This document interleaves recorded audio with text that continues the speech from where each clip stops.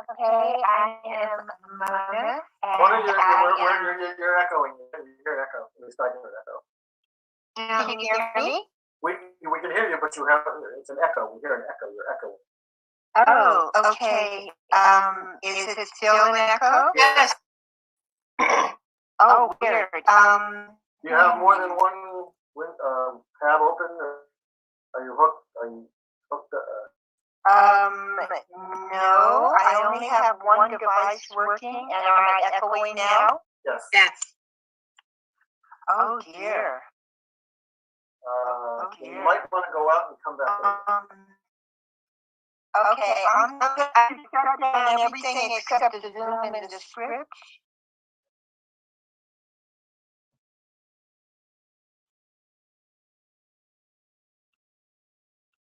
Am I still echoing?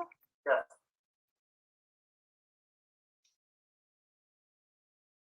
Okay, Vincent, I'm gonna go out and come back in. Yes, okay. Okay? Okay, all right. Maybe we're causing that. Sometimes somebody logs in on two devices at once. They log in on their phone. Okay, so to continue, Brandon? Oh, hi, I'm Brandon Walker, and I am in New York City. Jennifer? I'm Jennifer Finger. I'm in Houston, Texas. Angus Hepburn in London. Mark? Mark Bowen. I'm in Long Beach, California. Kitty? Kitty Chen. I'm here in NYC. And Missy? Hi, I'm Missy. I live in New Zealand, but I'm Australian born and bred.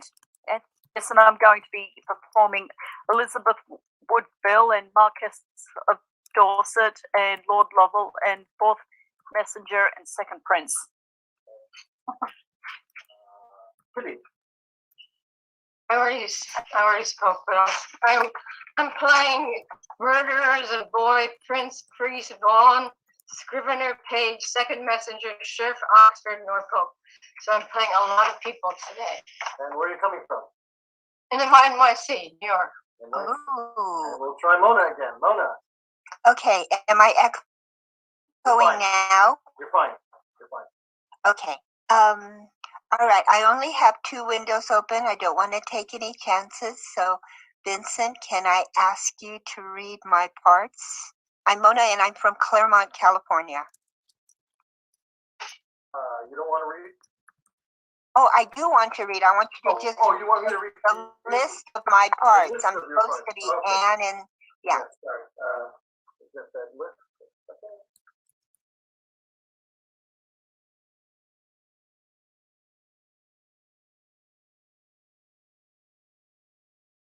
Here it is. And Anne Ratcliffe, Mayor, First Murderer, Second Citizen, First Child, and Blunt. Yes. That is cool. Okay.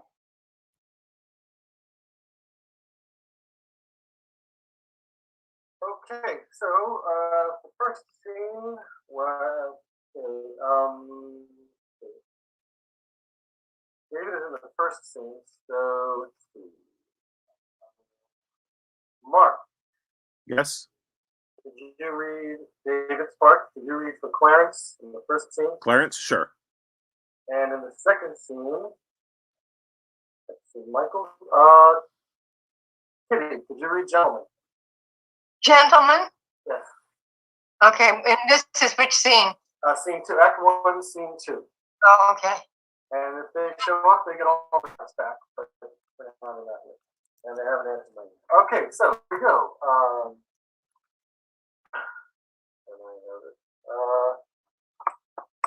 Without further ado, Richard III, Act 1,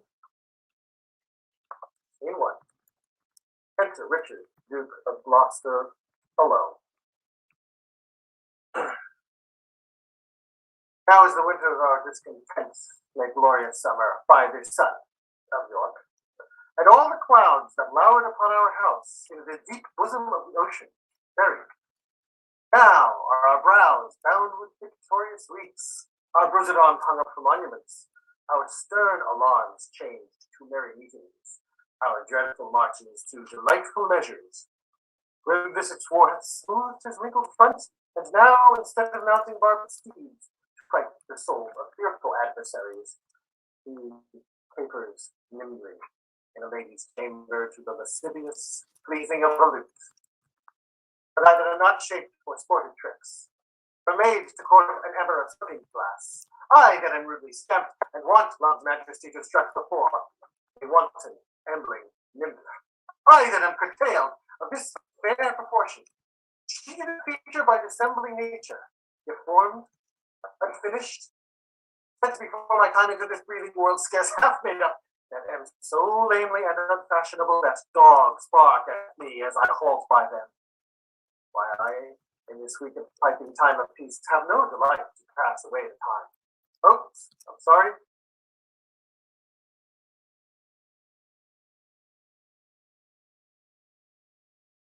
I might have forgotten to record this. Sorry, let me just check to see if we're recording.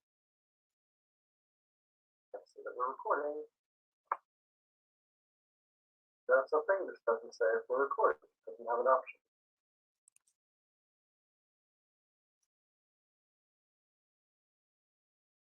This meeting is being recorded. Now, okay, let's start again.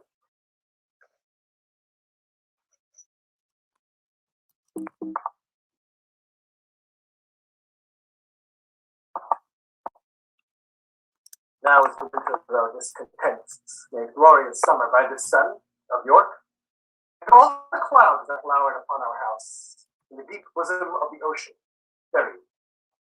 Now are our brows bound with victorious sweets, our brizodons hung up for monuments, our stern alarms changed to merry meetings, our dreadful marches to delightful measures. Grim Vincent swore hath smoothed his wrinkled front, and now, instead of mounting barbed steeds to fight the souls of fearful adversaries, he capers nimbly in a lady's chamber to the lascivious pleasing of a lute. But I that am not shaped for sporting tricks, nor made to court an amorous looking glass, I that am rudely stamped and want love's majesty to strut before a wanton, ambling nymph, I that am curtailed of this fair proportion, cheated a feature by dissembling nature, deformed, unfinished, sent before my time into this breathing world scarce half made up, and that so lamely and unfashionable that dogs bark at me as I halt by them.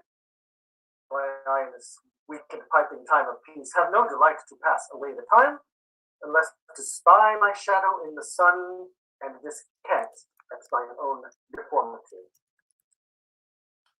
And therefore, since I cannot prove a lover to entertain these fair, well-spoken days, I am determined to prove a villain and hate the idle pleasures of these days. Lots have I laid, inductions dangerous by drunken prophecy, libel, and dreams, to set my brother Clarence and the king in deadly hate the one against the other. And if King Edward be as true and just as I am subtle, false, and treacherous, this day should Clarence closely be mewed up about a prophecy which says that G of Edward's heirs the murderer shall be. Thy thoughts down to my soul, here Clarence comes. Enter Clarence, guarded by Brackenbury. Not a good day. What means this armed guard that waits upon your grace? His Majesty, tendering my person's safety, hath appointed this conduct to convey me to the Tower. Upon what cause? As my name is George. Perhaps, my lord, that fault is of yours. He should for that commit your godfathers. Only his Majesty hath some intent that you should be new christened in the Tower. But what's the matter, Clarence? May I know? Yea, Richard, when I know, for I protest as yet I do not. But, as I can learn, he hearkens after prophecies and dreams, and from the crossrow plucks the letter G, and says a wizard told him that by G his issue disinherited should be, and for my name of George begins with G, it follows in his thought that I am he. These, as I learn, and such like toys as these, have moved his highness to commit me now. Why, this is it when men are ruled by women? 'Tis not the king that sends you to the tower.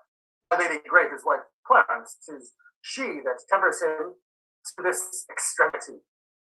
Was it not she, and that good man of worship, Anthony Woodville, her brother, there, that made him send Lord Hastings to the tower, from whence this present day he is delivered? We are not safe, Clarence. We are not safe. By heaven, I think there's no man is secure, but the king's kindred and night-walking heralds that trudge betwixt the king and mistress shore. Heard ye not what an humble suppliant Lord Hastings was to her for his delivery? Humbly complaining to her deity, got my lord chamberlain his liberty. I'll tell you what. I think it is our way, if we will keep in favor with the king, to be her men and wear her livery, the jealous overworn widow and herself, since that our brother dubbed them gentlewomen, are mighty gossips in our monarchy. I beseech your graces both to pardon me. His Majesty straitly given in charge that no man shall have private conference of what degree soever with your brother. Even so, and please your worship, Blackenberry, you may partake of anything we say. We speak no treason, man. We say the king is wise and virtuous, and his noble queen, well struck in years, fair and not jealous. We say that Shore's wife hath a pretty foot, a cherry's lip, a bonny eye, a passing pleasing tongue, and that the queen's kindred are made gentle folks. How say you, sir? Can you deny all this?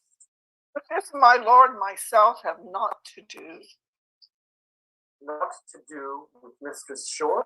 I tell thee, fellow, that that doth not with her, excepting one, here were best to it secretly alone. When my lord?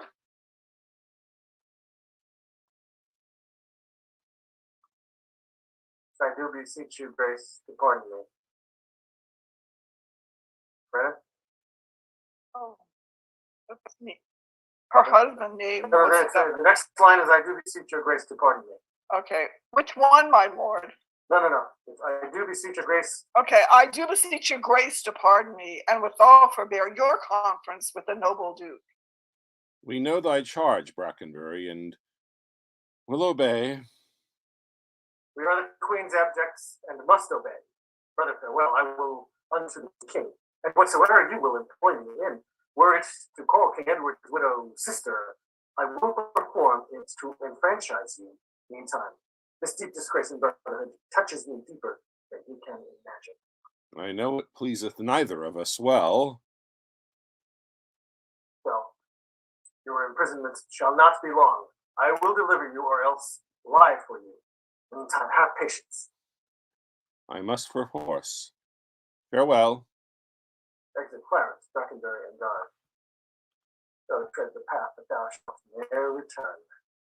Simple, plain Clarence, I do love thee so, that I will shortly send thy soul to heaven, if heaven will take the present at our hands. But who comes here? Who delivered Hastings? Enter, Lord Hastings. Good time of day unto my gracious lord. As much as to my good Lord Chamberlain.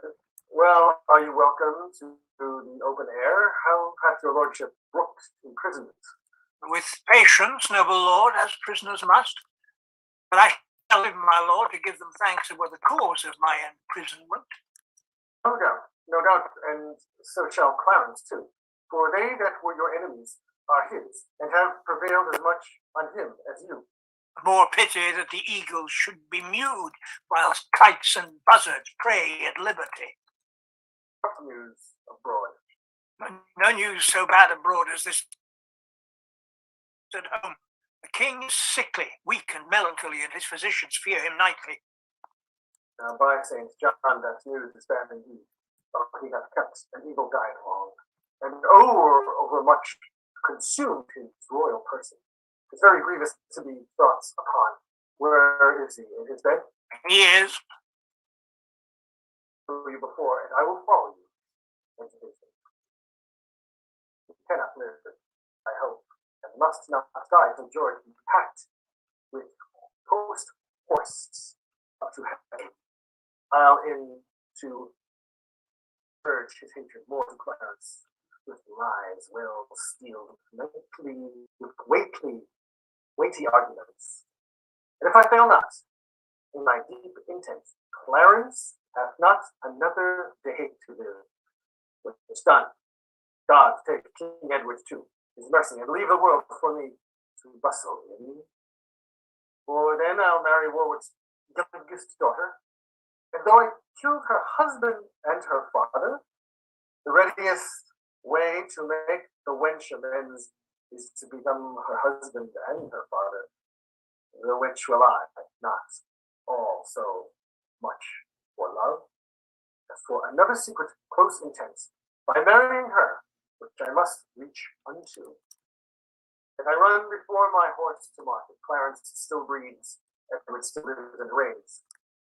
When they are gone, then must I count my gains. Scene 2, enter horse of Henry VI on a bear with halberds to guard Lady Anne, being the mourner accompanied by gentlemen. Down, set down your honorable load, if honor may be shrouded in a hearse, while Saia while obsequiously lament the untimely fall of virtuous Lancaster. Poor tea-cold figure of a holy king, pale ashes of the house of Lancaster, thou bloodless remnant of that royal blood, be it lawful that I invocate thy ghost to hear the lamentations of poor Anne, wife to thy Edward, to thy slaughtered son, stabbed by the selfsame hand that made these wounds. Lo, in these windows that let forth thy life, I pour the helpless balm of my poor eyes. Oh, cursed be the hand that made these holes. Cursed the heart that had the heart to do it. Cursed the blood that let this blood from hence.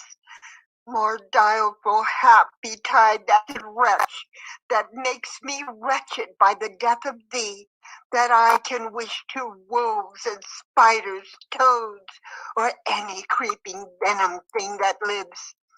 If ever he have child, aborted be it, prodigious and untimely brought to light, whose ugly and unnatural aspect may fright the hopeful mother at the view, and that be heir to his unhappiness. If ever he have wife, let her be made more miserable by the death of him that I am made by my young lord and thee. Come now towards Chertsey, with your holy load, taken from Paul's to be interred there. And still as you are weary of this weight, rest you, while I lament King Henry's course. Sir Richard, Duke of Gloucester, say, you that bear the course, and set it down. Black magician conjures up this fiend to stop devoted charitable deeds. Villains, sets down the course, or by St. Paul, I'll make a course of him that disobeys. My lord, stand back and let the coffin pass. Unmannered dog, stand thou when I command. Advance thy halberd higher than thy breast, or by St. Paul I'll strike thee to my foot and spurn upon thee, beggar, for thy boldness. What? Do you tremble? Are you all afraid? Alas, I blame you not, for you are mortal, and mortal eyes cannot endure the devil. Avaunt, thou dreadful minister of hell, thou hast but power over his mortal body, his soul thou canst not have, therefore be gone. Sweet saints, for charity, be not so cursed. Oh, devil, for God's sake, hence and trouble us not, For thou hast made a happy earth thy hell, filled it with cursing cries and deep exclaims. If thou delight to view thy heinous deeds, behold this pattern of thy butcheries. O gentlemen, see, dead Henry's wounds open their congealed mouths and bleed afresh. Blush, thou lump of foul deformity, for 'tis thy presence that exhales this blood from cold and empty veins where no blood dwells. Thy deeds, human and unnatural, provokes this deluge most unnatural. O God, which this blood makes revenge his death. O earth, which this blood drinks revenge his death. Either heaven with lightning strike the murderer dead, or earth gape open wide and eat him quick, as thou dost swallow up this good king's blood, which his hell governed arm hath butchered. You know no rule of charity which renders good for bad, blessings for curses. Villain, thou know'st no law of God or man, no beast so fierce but knows some touch of pity. But I know none, and therefore am no beast. Oh, wonderful when devils tell the truth. Oh, wonderful when angels are so angry, vouchsafe divine perfection of a woman, of these supposed crimes, to give me leave by circumstance, but to acquit myself. Vouchsafe diffused infection of a man, of these known evils, but to give me leave by circumstances to curse thy cursed self. Fairer than tongue can name thee. Let me have some patient leisure to excuse myself. Than hell can think thee, thou canst make no excuse, Curran, but to hang thyself. By such despair I should accuse myself.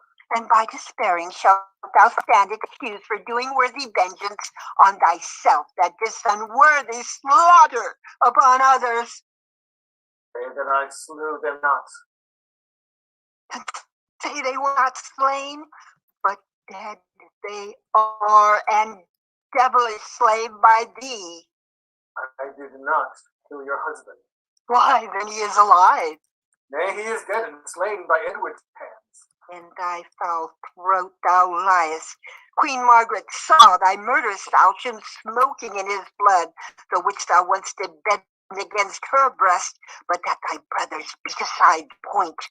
I was provoked by her slanderous tongue, that laid their guilt upon my guiltless shoulders. Thou wast revoked by thy bloody mind, that never dreamest on aught but butcheries. Didst thou not kill this king? I grant you. Dost grant me, hedgehog? Then God grant me too. Thou mayst be damned for that wicked deed. Oh, he was gentle, mild, and virtuous. The better for the King of Heaven that hath him. He is in heaven, where thou shalt never come. Let him thank me that hope to send him thither, for he was fitter for that place than earth. And thou art fit for any place but hell. Yes, one place else, if you will hear me name it.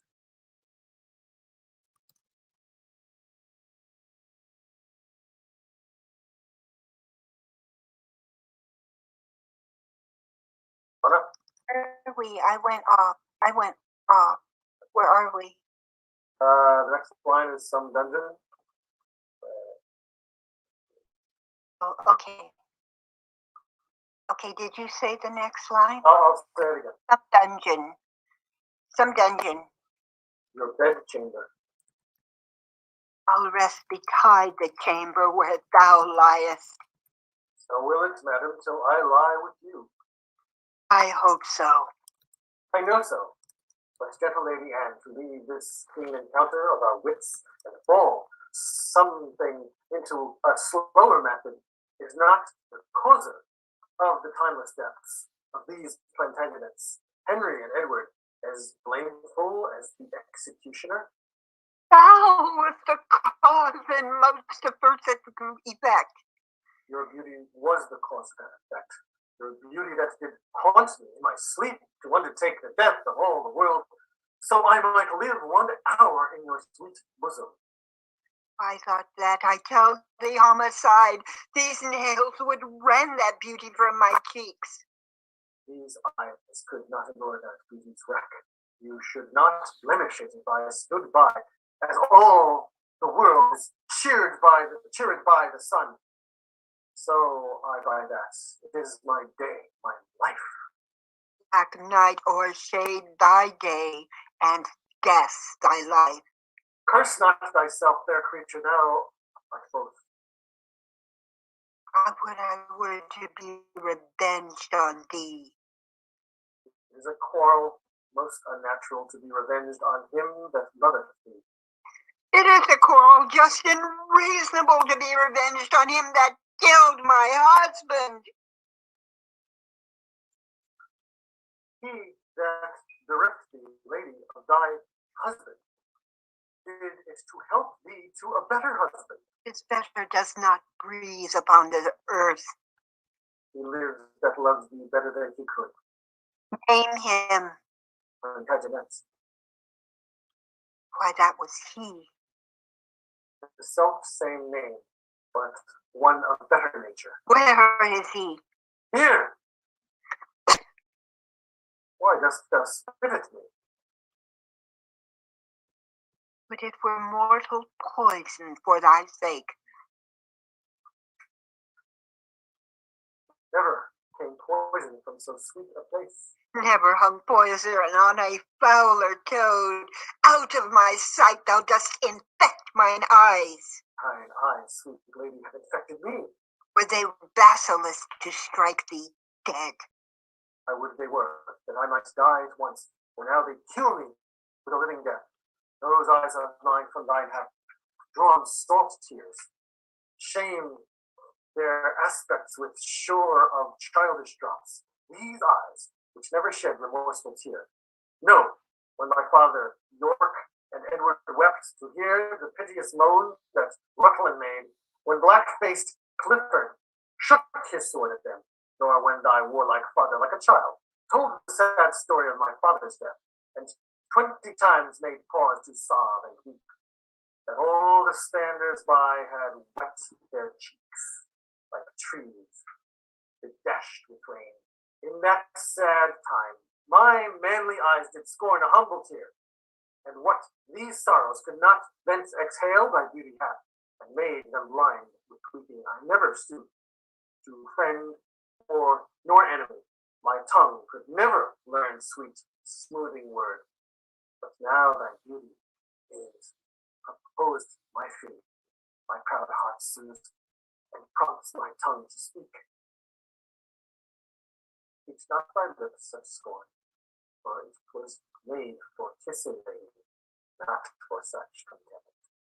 If thy revengeful heart cannot forgive, lo, here I lend thee this sharp-pointed sword, which if thou please to hide in this true breast, and let the soul forth that adoreth thee, I lay it naked to the deadly stroke, and humbly beg the death upon my knee.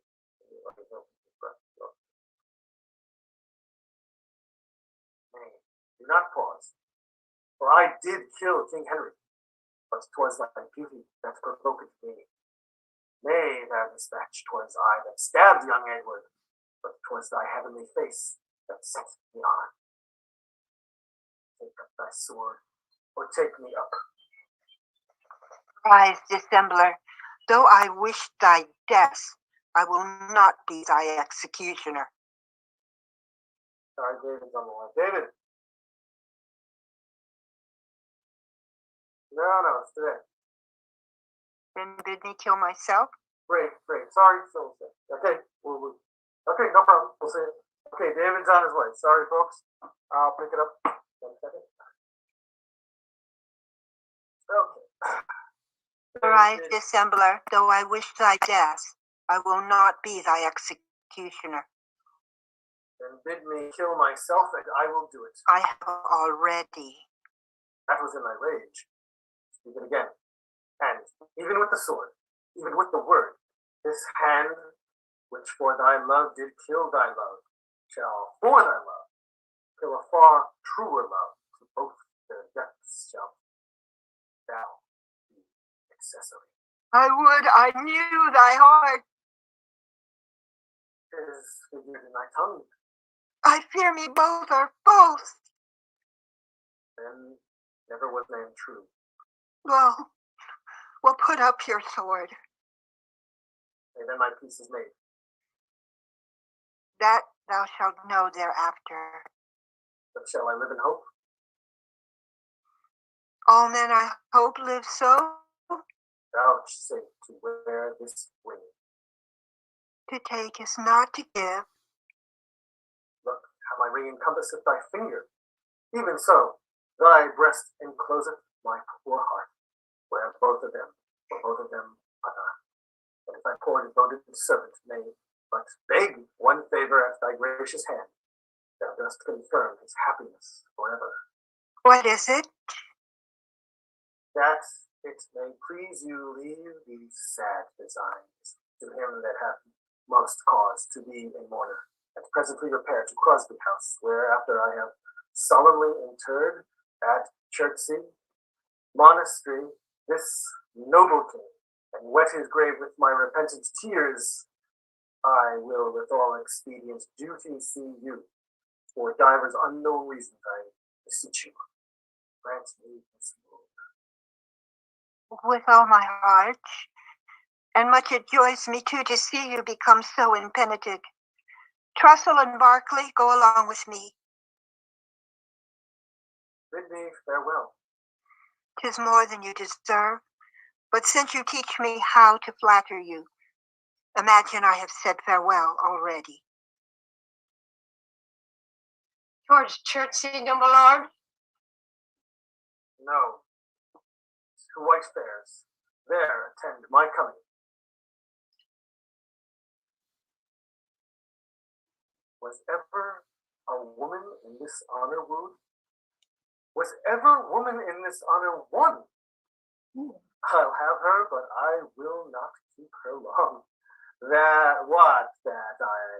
I that killed her husband and his father to take her, in her heart's extremest hate, with curses in her mouth, tears in her eyes, the bleeding witness of my hatred by having God her conscience, and these bars against me? And I, no friends to back my suit at all, but the plain devil and dissembling looks. To win her, all the world, to nothing. Ha! Hath she forgot already that brave Prince Edward, her lord, whom I some 3 months hence stabbed in my angry mood at Tewkesbury, a sweeter and lovelier gentleman, framed in the prodigality of nature, young, valiant, wise, and no doubt right royal.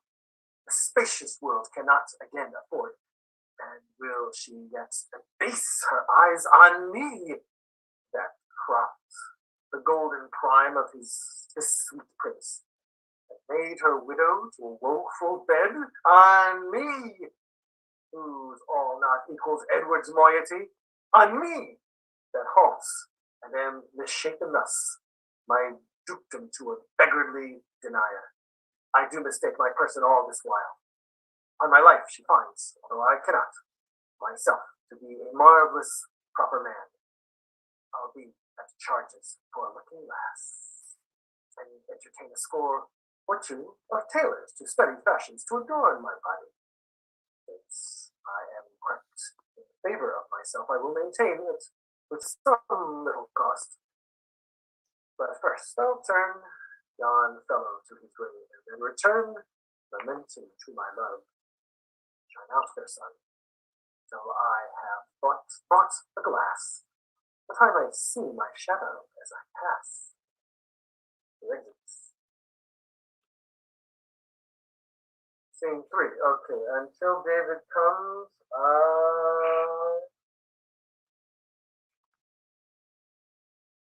Jennifer, could you read Stanley? Okay. I think that'll work. Enter Queen Elizabeth, the Lord Marquis of Dorset, Lord Rivers, and Lord Grey. All right, that's right. David's reading Rivers. Brandon, could you read Rivers?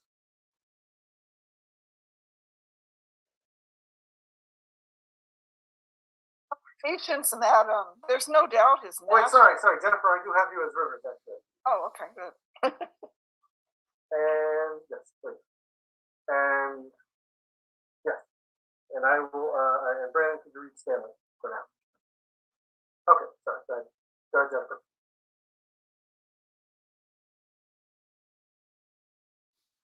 Oh wait, sorry. Here comes David.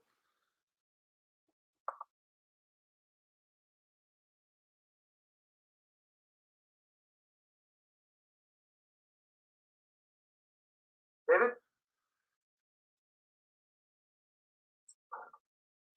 David, you're muted. There you go.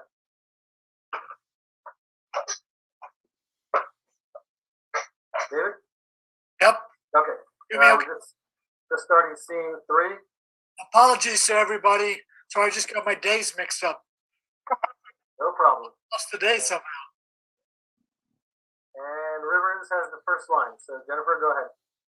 I'm sorry, we're at Act 1, Scene 3. Do you have it, David? 1 second. Okay.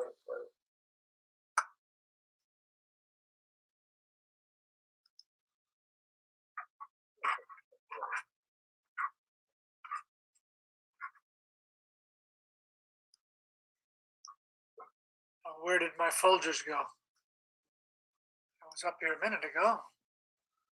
I'll be right back.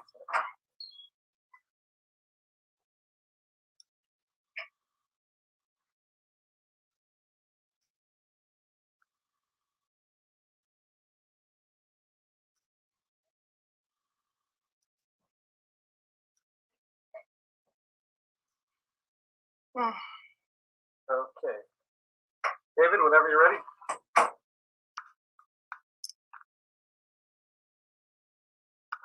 Act 1, Scene 3. Yes.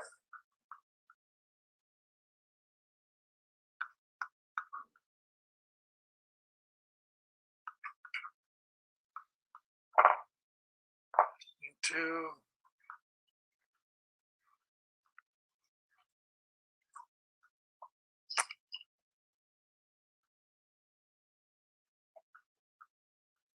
Scene 3. Have patience, madam. Sorry. Well, enter Queen. You're reading Stanley, and Jennifer's reading Rivers. Have patience, madam. No, sorry, David. You're reading Stanley, and Jennifer is reading Rivers. Jennifer, you have the first line. Oh, okay. Sorry.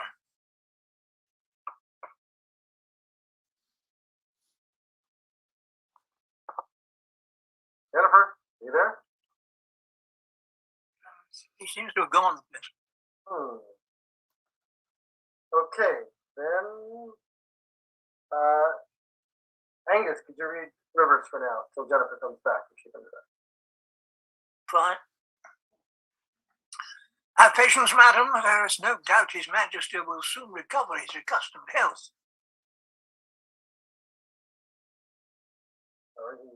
Sorry, David, you're also Grey. Okay. In that you brook it ill, it makes him worse. Therefore, for God's sakes, entertain good comfort and cheer his grace with quick and merry eyes. If he were dead, what would betide on me? No other harm but loss of such a lord?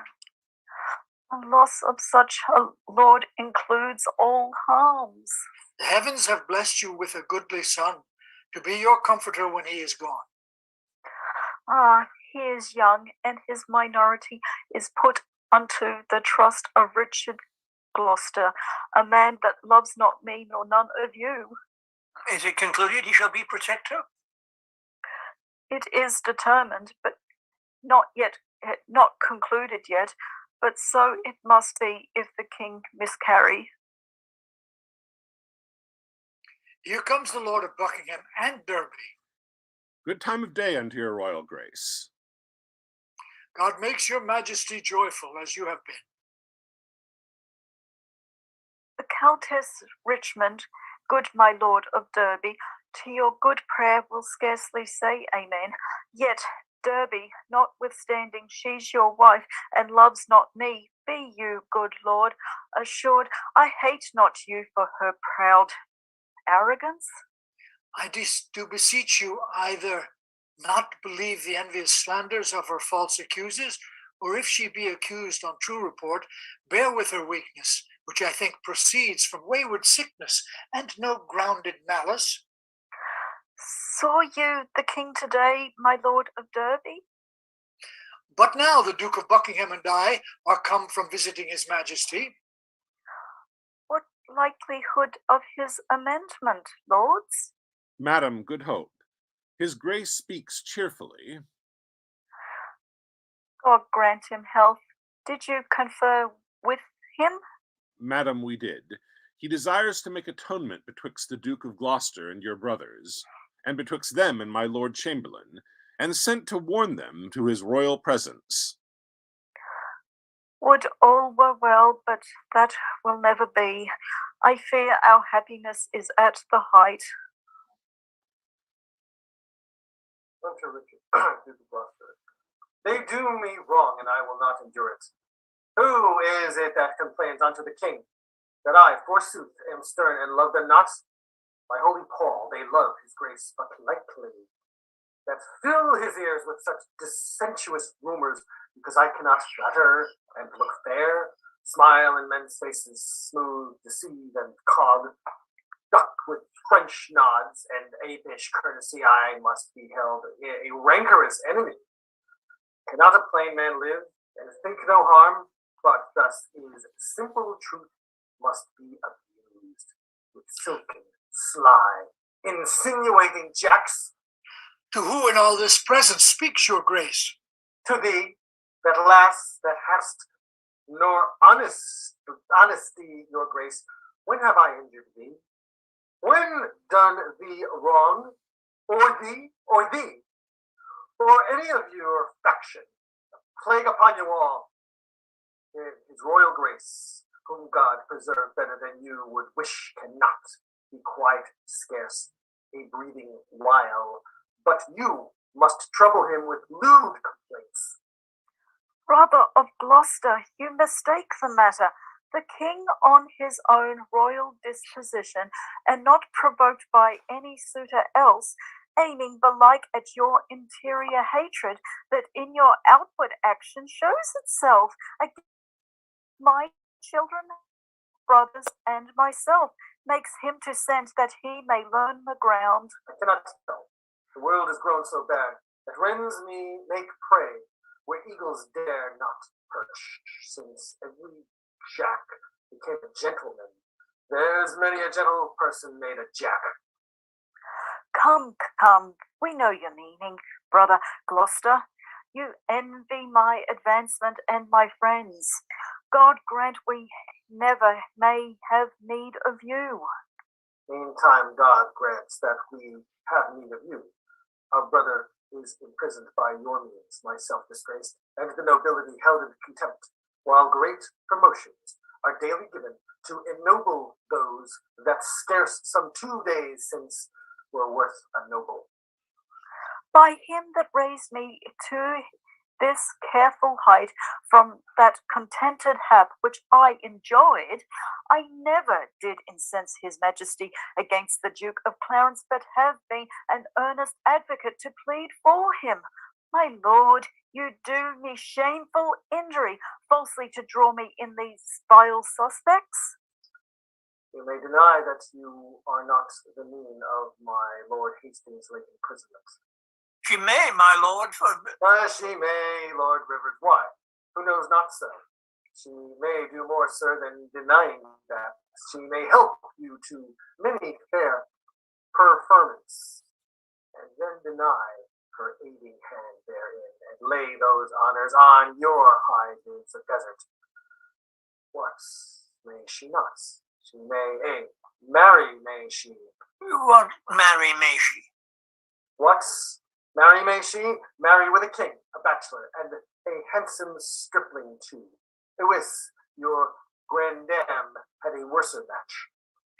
My lord of Gloucester, I have too long borne your blunt upbraidings and your bitter scoffs.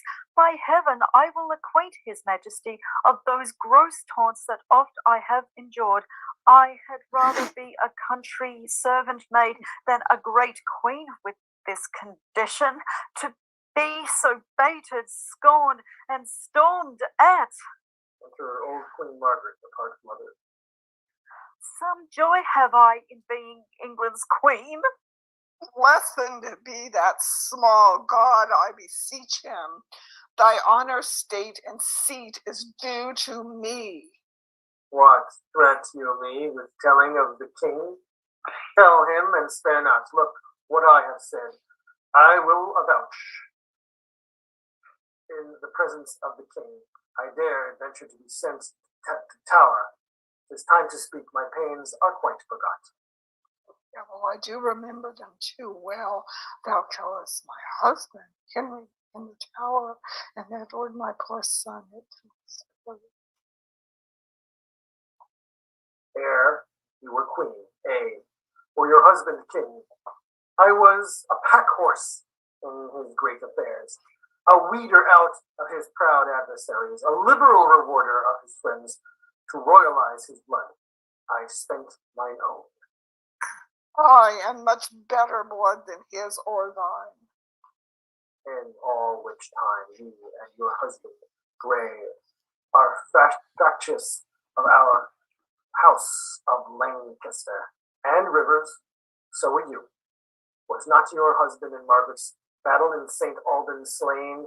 Let me put in your minds, if you forget, what you have been ere this, and what you are withal, what I have been, and what I am. Murderous villain, and so still thou art. Poor Clarence did forsake his father Warwick, and forswore himself, which Jesu pardon. Which God revenge. To fight on Edward's party for the crown, and for his meed, poor lord, he is nude up. I would to God my heart were flint like Edward's, or Edward's soft and pitiful like mine. I am too childish, foolish for this world. Fly thee to hell for shame, and leave this world, thou Cacodia demon. There thy kingdom is. My lord of Gloucester, in those busy days which here you urge to prove us enemies, we followed then our lord, our sovereign king. So we should you, if you should be our king. I should be? I had rather be a peddler, far be it from my heart that thought thereof. As little joy, my lord, as you suppose you should enjoy were you this country's king, as little joy you may suppose in me that I enjoy being the queen thereof. But little joy enjoys the queen thereof, for I am she, and altogether joyless. I can no longer hold me patient. Hear me, you wrangling pirates that fall out in sharing that which you have killed from me. Which of you trembles not, that looks on me? If not that I am queen, you bow like subjects, yet that by your disposed you quake like rebels. Ah, gentle villains, do not turn away. Foul, wretched witch, that makest thou in my sight. But reputation of thou that hast marred, that will I make before I let thee go. Wert thou not banished on pain of death? I was, but I do not find more pain and banishment than death can wield me here by my abode. A husband and a son thou owest to me, thou a kingdom, all of you allegiance. This sorrow that I have by right is yours, and with the pleasures you usurp are mine.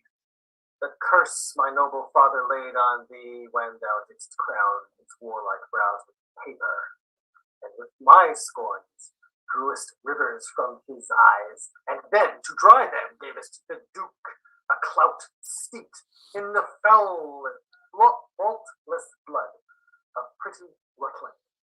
His curses then, from bitterness of soul denounced against thee, are all fallen upon thee, and God, not we, have plagued thy bloody deed.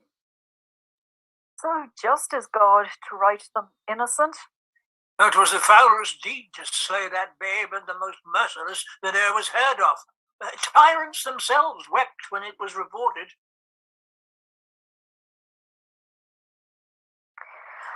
No man but prophesied revenge for it.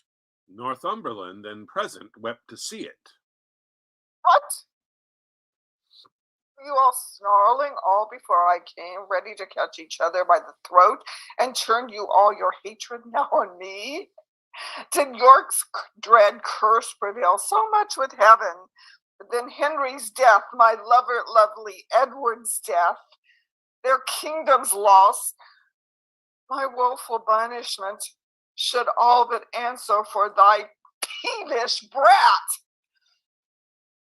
Curses pierce the clouds and enter heaven. Why then give way, dull clouds, to my quick curves? Though not by war, by Suffolk die your king, and ours by murder to make him a king. Edward thy son, our son, that was Prince of Wales, die in his youth by like untimely violence. Thyself a queen, for me that was a queen.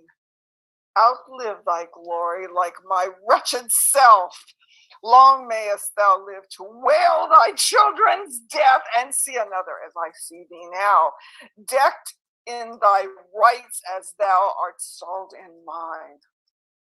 Long die thy happy days before thy death, and after many lengthened hours of grief, die neither mother, wife, nor England's queen. Rivers and Dorset, you were standers by, and so wast thou, Lord Hastings, when my son was stabbed with bloody daggers. Oh God, I pray him that none of you may live his natural age, but by some unlooked accident cut off. Have done thy charm, thou hateful withered hag. And leave out thee, say dog, for thou shalt hear me. If heaven have any grievous plague in store exceeding those that I can wish upon thee, oh, let me keep it till thy sins be ripe, and then hurl down thy indignation. Oh, thee the trouble of the world's peace, the worm of conscience, will begnarl thy soul, thy friends suspect for traitors while thou livest. And take deep traitors for thy dearest friends. No sleep. Close upon that deadly eye of thine, unless it be while some tormenting dream frights thee with hell of ugly devils, thou elvish-marked, abortive, brooding hog. Thou that was sealed in thy nativity, the slave of nature and the son of hell, thou slanderer of thy heavy mother's womb, thou loathed issue of thy father's loins, thou rag of honor, thou detested Margaret! Richard! What? I call thee not. I cried thee mercy then, for I did think that thou hast called me all these bitter names. Why, so did, but looked for no reply. Oh, let me make the period to my curse. 'Tis done by me and ends in Margaret. Thus have you breathed your curse against yourself? Poor painted queen, vain flourish of my fortune, why strewest thou sugar on that bottled spider, whose deadly web ensnareth thee about? Fool, thou wouldst a knife to kill thyself. The day will come that thou shalt wish for me to help thee curse this poisonous, bunch-backed toad. False boding woman, end thy frantic curse, lest to thy harm thou move our patience. Foul shame upon you, you shall You have all moved mine. Were you well served, you would be taught your duty. Oh, to serve me well, you should all do me duty. Teach me to be your queen, and you my subject. Oh, serve me well, and teach yourselves that duty. Dispute not with her. She is lunatic. Peace, Master Marquis. You are malapert, your new fire, new stamp of honor in scarce current. Oh, that your young nobility could judge, but 'twere to lose it and be miserable. Thou that stand high have many blessed to shape them, and if they fall, they dash themselves to pieces. Good counsel, Mary, learn it, Marquess. It touches you, my lord, as much as me. Aye, and much more, but I was born so high. Our Airy buildeth in the cedar's top, and dallies with the wind, and scorns the sun. Scorn turns the sun to shade. Alas, alas. Look, this my son, now in the shade of death, whose bright outshining beams thou cloudy wrath hath in internal darkness folded up. Your airy buildeth in our Aries nest. O God, thou seest it. Do not suffer it, as it is one with blood. Lost be it so. Have done, for shame, if not for charity. Neither charity nor shame to me. Uncharitably with me have you dealt, and shamefully my hopes by you are butchered. My charity is outraged. Live by my shame, and in what that shame shall live my sorrow's rage. Have done. Oh, princely Buckingham, I'll kiss thy hand in sign of liege and amity with thee. Now fair befall thee and thy noble house. The garments are not spotted with our blood, nor thou within the compass of my curse. Nor no one here, for curses never pass the lips of those that breathe them in the air. I will not think but thou ascend the sky, and there await God's gentle sleeping peace. Oh, Buckingham, take heed of yonder dog. Look, when he fawns, he bites, and when he bites, his venom tooth will rankle to the death. Have not to do with him, beware of him. Sin, death, and hell have set their marks on him, and all their ministers attend on him. What doth she say, my lord of Buckingham? Nothing that I respect, my gracious lord. Ah, what, dost thou scorn me for my gentle counsel, and sue the devil that I was warned thee from? Oh, but remember this another day, when he shall split thy very heart with sorrow, and say, poor Margaret was a prophetess. Live each of you, the subjects to his hate, and he to yours, and all to you to God's.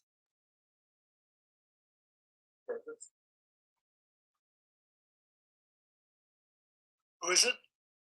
Buckingham. It's Hastings. Am I supposed to be playing Hastings? No, I'm Hastings. No, Buckingham has the next line. My hair doth stand on end. Oh, funny, my edition, it says Hastings. Okay. My hair doth stand on end to hear her curses. And so doth mine. I muse while she's at liberty. I cannot blame her, by God's holy mother. She hath had too much wrong, and I repent my part thereof that I have done to her. I never did her any to my knowledge. Yes, you have all the advantage of her wrong. It was too hot to do somebody good. That is too cold in thinking of it now. Marry. As for Clarence, he is well repaid. He is franked up to fatten for his pains. God pardon them that are the cause thereof. A virtuous and a Christian-like conclusion to pray for them that have done scathe to us. So do I ever, being well advised, for I had cursed now, I had cursed myself. I think that's good. Madam, his majesty doth call for you, and for your grace, and yours, my gracious lords. Catesby, I come. Lords, will you go with me? I wait upon your grace. All but Richard Gloucester. I do the wrong, and first begin to brawl. The secret mischiefs that I set the brooch. I lay unto the grievous charge of others, Clarence, who I indeed have cast in darkness. I do beweep to many simple goals, namely, to Derby, Hastings, Buckingham. And I tell them 'tis the Queen and her allies that stir the king against the Duke, my brother. Now they believe it, and withal wet me to be revenged on rivers Dorset grey. But then I sigh, and with a piece of scripture tell them that God bids us do good for evil. Thus I clothe my naked villainy with odd old ends stolen from holy writ, and seem a saint when must I play the devil. Enter two murderers. But so, here come my executioners. Now, my hardy, stout, resolved mates, are you now going to dispatch this villain? We are, my lord, and it come to have a warrant that we may be admitted where he is. Well thought upon. I have it here about me. When you have done, repair to Crosby Place, but serve be sudden in the execution. With all obdurate, do not hear him too. For Clarence is well spoken, and perhaps may move your hearts to pity if you mark him.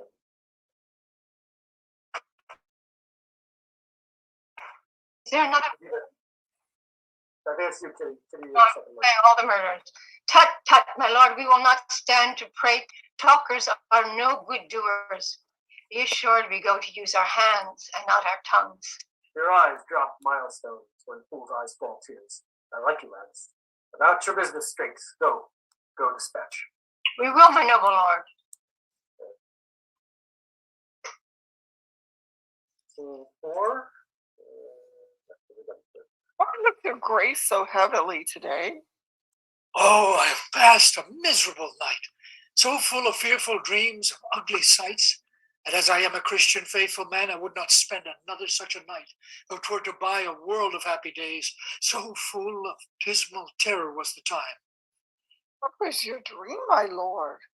I pray you tell me. Methoughts that I had broken from the tower, and was embarked to cross to Burgundy. And in my company, my brother Gloucester, who from my cabin tempted me to walk upon the hatches, thence we looked toward England, and sighted up 1,000 heavy times during the wars of York and Lancaster that had befallen us. As we paced along upon the giddy footing of the hatches, methought that Gloucester stumbled, and in falling struck me that thought to stay him overboard into the tumbling billows of the main. Oh, Lord, methought what pain it was to drown, what dreadful noises of waters in my ears, what sights of ugly death within my eyes. Methought I saw 1,000 fearful wrecks of a thousand men that fishes gnawed upon, wedges of gold, great anchors, heaps of pearl, inestimable stones, unvalued jewels, all scattered in the bottom of the sea. Some lay in dead men's eyes, and in the holes where eyes did once inhabit. There were crept, as 'twere in scorn of eyes, reflecting gems that wooed the slimy bottom of the mocked the dead ones that lay scattered by. You such leisure in the time of death to gaze upon these secrets of the deep? Methought I had, and often did I strive to yield the ghost. But still the envious flood stopped in my soul and would not let it forth to find the empty, vast, and wandering air, but smothered it within my panting bulk, who almost burst to belch it in the sea. Wakened you not in this sore agony? No, my dream was lengthened after life. Oh, then began the tempest to my soul. I passed, methought, the melancholy flood, with that sour ferryman which poets write of, into the kingdom of perpetual night. The first that there did greet my stranger soul was my great father-in-law, renowned Warwick, who spake aloud, "What scourge for perjury can this dark monarchy afford false Clarence?" And so he vanished.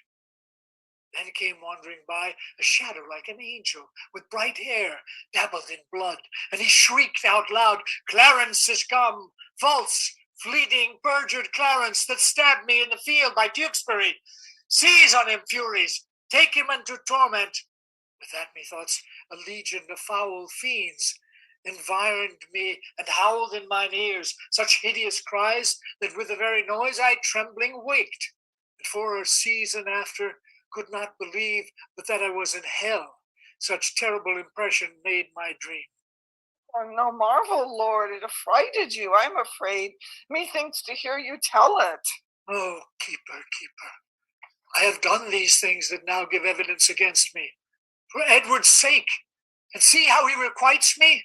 O God, if my deep prayers cannot appease thee, but thou wilt be avenged on my misdeeds, yet execute thy wrath in me alone. O spare my guiltless wife and my poor children. Keeper, I pray thee sit by me a while. My soul is heavy, and I fain would sleep. I will, my lord. God give your grace good rest. Sleeps enter Brackenbury, the lieutenant. Sorrow breaks season, and reposing hours makes the night morning and the noontide night. Princes have but their titles for their glories, and outward honor for an inward toil.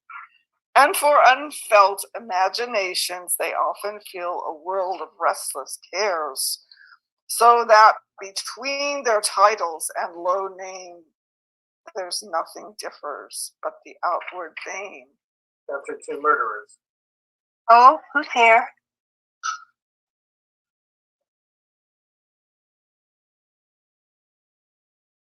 What's thou, fellow? And how comest thou hither? I would speak with Clarence, and I came hither on my legs. What, so brief? It's better, sir, than to be tedious. Let him see our commission and talk no more. I am in this commanded to deliver the noble Duke of Clarence to your hands. I will not reason what is meant hereby, because I will be guiltless from the meaning. There lies the Duke asleep, and there the keys. I'll to the king and signify to him that thus I have resigned to you my charge. You may, sir. 'Tis a point of wisdom. Fare you well. Brackenbury and keeper exit.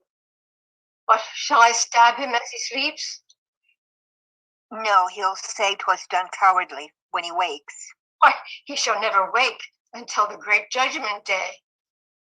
Why, then he'll say we stabbed him sleeping. The urging of that word judgment hath bred a kind of remorse in me. What, art thou afraid? Not to kill him, having a warrant, but to be damned for killing him, from the which no warrant can defend me. I thought thou hadst been resolute. Though I am, to let him live. I'll back to the Duke of Gloucester and tell him so. Nay, I prithee, stay a while, say a little. I hope this passionate humor of mine will change. It was wont to hold me but while one tells 20. How dost thou feel thyself now? Faith, some certain dregs of conscience are yet within me. Remember our reward when the deed's done.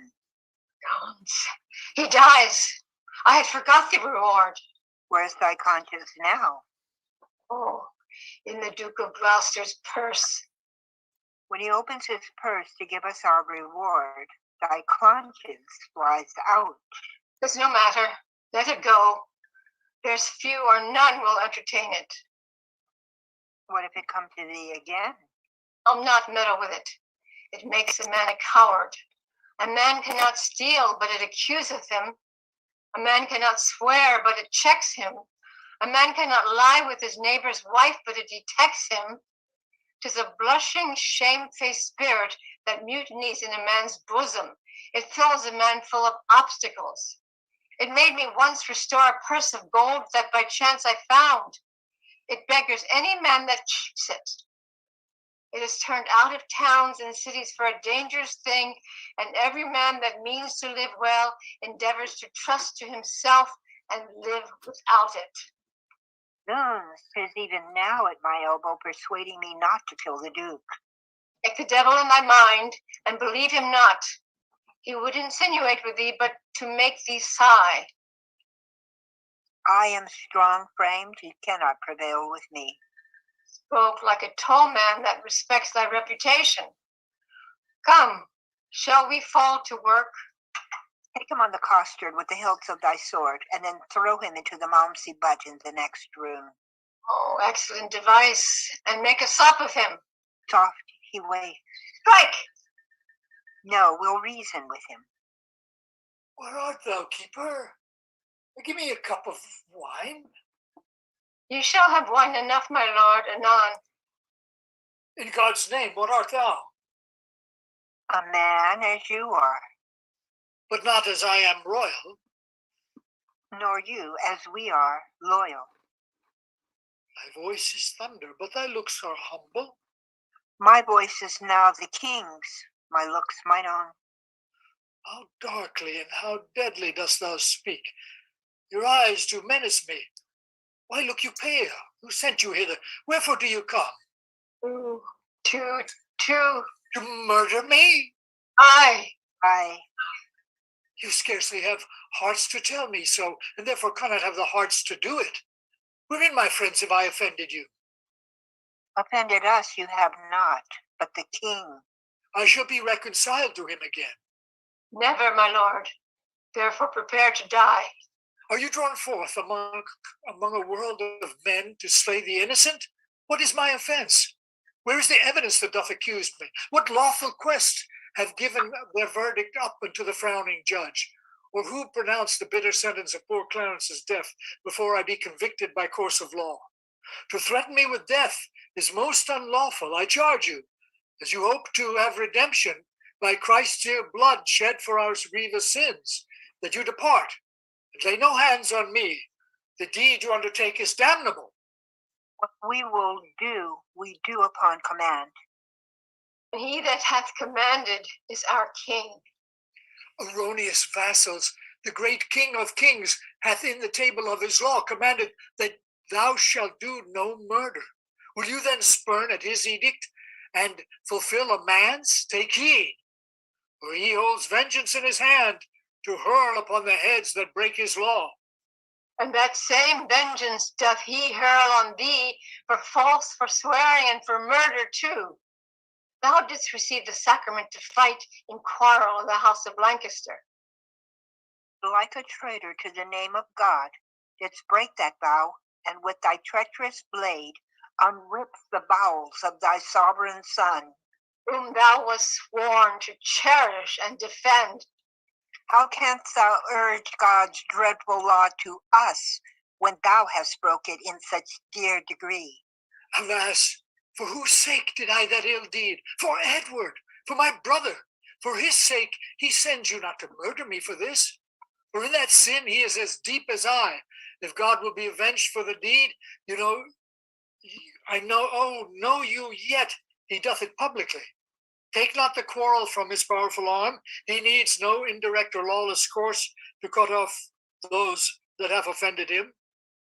Made thee then a bloody minister, when gallant springing brave Plantagenet, that princely novice, was struck dead by thee. My brother's love, the devil and my rage. Thy brother's love, our duty, and thy faults provoke us hither now to slaughter thee. If you do love my brother, hate not me. I am his brother, and I love him well. And you are hired for meat. If you are hired for meat, go back again, and I will send you to my brother Gloucester, who shall reward you better for my life than Edward will for tidings of my death. You are deceived. Your brother Gloucester hates you. No, he loves me, and he holds me dear. Go you to him from me. And so we will. Tell him that when our princely father York blessed his 3 sons with his victorious arm, he little thought of this divided friendship. But Gloucester, think of this. And he bid Gloucester think of this, and he will weep. Aye, millstones as he lessoned us to weep. Oh, do not slander him, for he is kind. Right now as snow in harvest. Come, you deceive yourself. 'Tis he that sends us to destroy you here. It cannot be, for he bewept my fortune and hugged me in his arms and swore with sobs that he would labor my delivery. Why, so he doth when he delivers you from this earth's thraldom to the joys of heaven. Make peace with God, for you must die, my lord. Have you that holy feeling in your souls to counsel me to make peace with God? And are you yet to set your own souls so blind that you will war with God by murdering me? Oh, sirs, consider that they set you on to do this deed will hate you for this deed. What shall we do? Relent and save your souls. Which of you, if you were a prince's son, being pent from liberty as I am now, if 2 such murderers as yourselves came to, would not entreat for life? Aye, you would beg, were you in my distress. Relent? No, 'tis cowardly and womanish. Not to relent is beastly, savage, devilish. My friend, I spy some pity in thy looks. Oh, if mine eye be not a flatterer, come thou on my side and entreat for me. I beg a begging prince. What beggar pities not? Look behind you, my lord. Take that and that. If all this will not do, I'll drown you in the Malmsey butt within. A bloody deed, and desperately dispatched. How fain, like Pilate, would I wash my hands of this most grievous murder. How now? What meanst thou that thus help me not? By heavens, the Duke shall know how slack you have been. I would he knew that I had saved his brother. Take thou the fee, and tell him what I say, for I repent me that the Duke is slain. So do not I. Go, coward, as thou art. Well, I'll hide the body in some hole till that the Duke give order for his burial. And when I have my meed, I'll go away. For this will out, and then I must not stay. The exits. Kitty, could you please read Rivers in this scene? Rivers? Yes, please. Alice boy? That's in the next scene. Act 2. Act 2, scene 1. Act 2, scene 2. Oh. You boy. Is Act 2, scene 1? Rivers. Yes, thank you. Act 2, scene 1.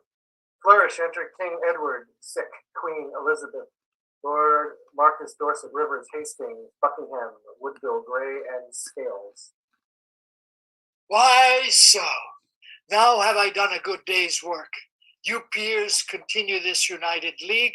I every day expect an embassage from my Redeemer to redeem me hence. And more, in peace my soul shall part to heaven, since I have made my friends at peace on earth. Rivers, Hastings, take each other's hand. Dissemble not your hatred, swear your love.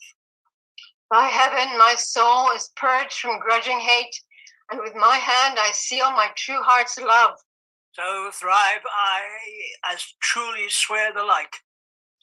Take heed you dally not before your king, lest he that is the supreme king of kings confound your hidden falsehood and award either of you to be the other's end. So prosper I, as I swear perfect love. And I, as I love Hastings with my heart. Madam, yourself is not exempt from this, nor you, son Dorset, Buckingham, nor you. You have been factious one against the other. Wife, love Lord Hastings. Let him kiss your hand. And what you do, do it unfeigningly. There, Hastings, I will never more remember our former hatred, so thrive I and mine. Dorset, embrace him. Hastings, love my lord Marquis. This interchange of love, I here protest, upon my part shall be inviolable. And so swear I. Now, princely Buckingham, seal thou this league with thy embracement to my wife's allies, to make me happy in your unity.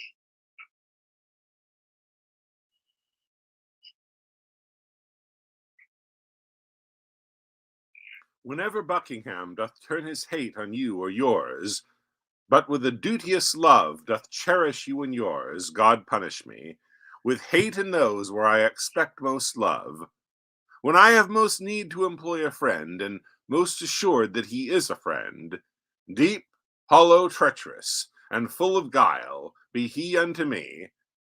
This do I beg of God, when I am cold in zeal to yours. A pleasing, cordial, princely Buckingham, is this thy vow unto my sickly heart that wanteth now our brother Gloucester here, to make the blessed period of this peace? And in good time, here comes the noble Duke. Enter Redcliffe and Richard. Good morrow to my sovereign king and queen and princely peers. A happy time of day. Happy indeed. As we have spent the day, Gloucester, we have done deeds of charity, made peace of enmity, fair love of hate, between these swelling, wrong insensate peers. A blessed labor, my most sovereign lord, among this princely heap of, if any here by false intelligence or wrong surmise, hold me a foe if I unwittingly or in my rage have aught committed that is hardly borne by any in this presence. I desire to reconcile me to his friendly peace. It is death to me to be at enmity. I hate it, and desire all good men's love. First, madam, I entreat true peace to you, which I will purchase with my duteous service. Of you, my noble cousin Buckingham, if ever any grudge were lodged between us, of you and you, Lord Rivers and of Dorset, and all without desert have frowned on me. Of you, Lord Woodville and Lord Scales, of you, dukes, earls, lords, gentlemen, indeed of all, I do not know that Englishman alive with whom my soul is any jot at odds. More than the infant that is born tonight, I thank my God for my humility.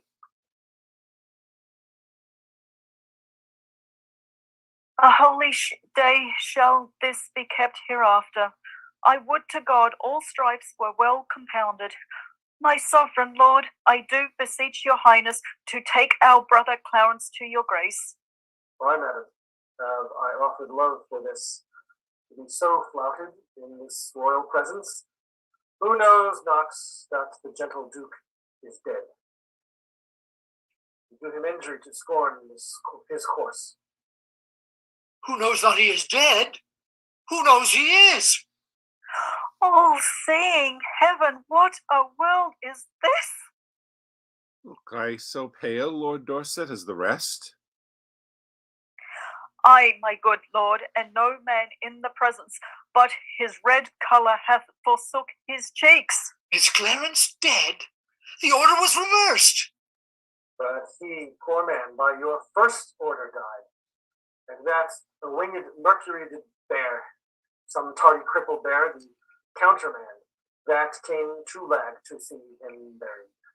God grant that son less noble and less loyal, nearer in bloody thoughts, and not in blood, deserve not worse than wretched Clarence did. Let go current from suspicion. Enter Lord Stanley. A boon, my sovereign, for my service done. I prithee peace, my soul is full of sorrow. I'll go, I'll read Stanley. I will not rise unless your highness hear me. Then say at once, what is it thou requests? To forfeit sovereign of my servant's wife, who slew today a riotous gentleman, lately attendant on the Duke of Norfolk. Have I a tongue to doom my brother's death? And shall that tongue give pardon to a slave? My brother killed no man, his fault was thought, and yet his punishment was bitter death. Who sued to me for him? Who in my wrath kneeled at my feet and bade me be advised? Who spoke of brotherhood? Who spoke of love? Who told me how the poor soul did forsake the mighty Warwick and did fight for me?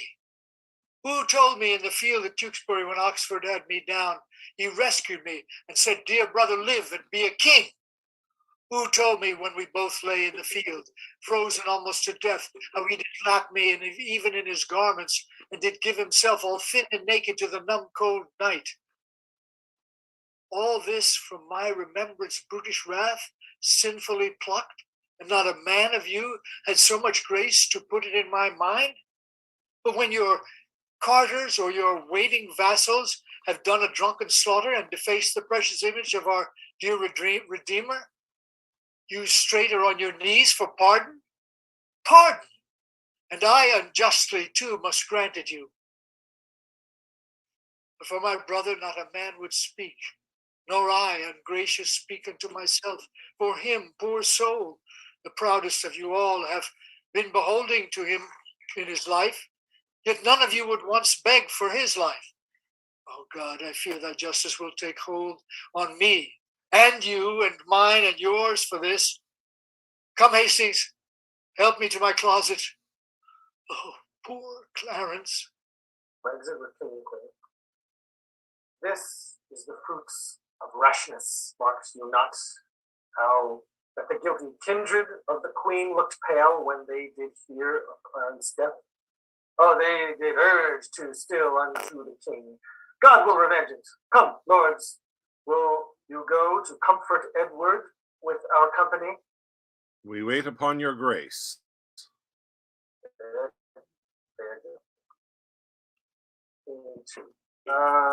Mona, could you read Duchess? Yes. I think that. The children of Clarence. Okay. Enter, old Duchess of York with 2 children of Clarence. Good grandam, tell us, is our father dead? Oh boy. You weep so often, beat your breast, and cry, "Oh, Clarence, my unhappy son." Why do you look on us and shake your head, and call us orphans, wretches, castaways, if that our noble father were alive? My pretty cousins, you mistake me both. I do lament the sickness of the king, as loath to lose him, not your father's death. It were lost sorrow to wail one that is lost. Then you conclude, my grandam, he is dead. The king, mine uncle, is to blame for it. God will revenge it, whom I will importune with earnest prayers, all to that effect. And so will I. Peace, children, peace. The king doth love you well. Incapable and shallow innocence, you cannot guess who caused your father's death. Grandam, we can, for my good uncle Gloucester told me the king, provoked to it by the queen, devised impeachments to imprison him. And when my uncle told me so, he wept and pitied me and kindly kissed my cheek, bade me rely on him as on my father, and he would love me dearly as a child. Oh, that conceit should steal such gentle shape, and with a virtuous visor hide deep vice. He is my son, I, and therein my shame, yet from my dogs he drew not this deceit. Think you my uncle did dissemble, grandma?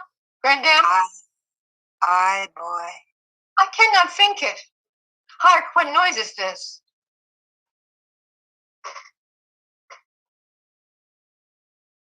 Enter Queen Elizabeth with her hair in ears, Rivers and Dorset after her.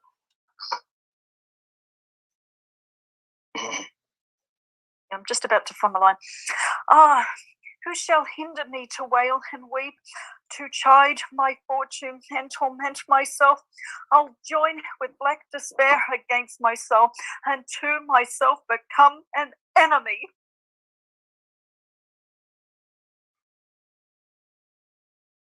What means this scene of rude impatience? To make an act of tragic violence. Edward, my lord, thy son, our king, is dead. Why growl the branches when the root is gone? Why wither not the leaves that want their sap? If you will leave, lament. If die, be brief, that our swift-winged souls may catch the kings, or like obedient subjects follow him to his new kingdom of never-changing night. Oh, so much interest have I in thy sorrow, as I had title in thy noble husband. I have bewept a worthy husband's death, and lived with looking on his images.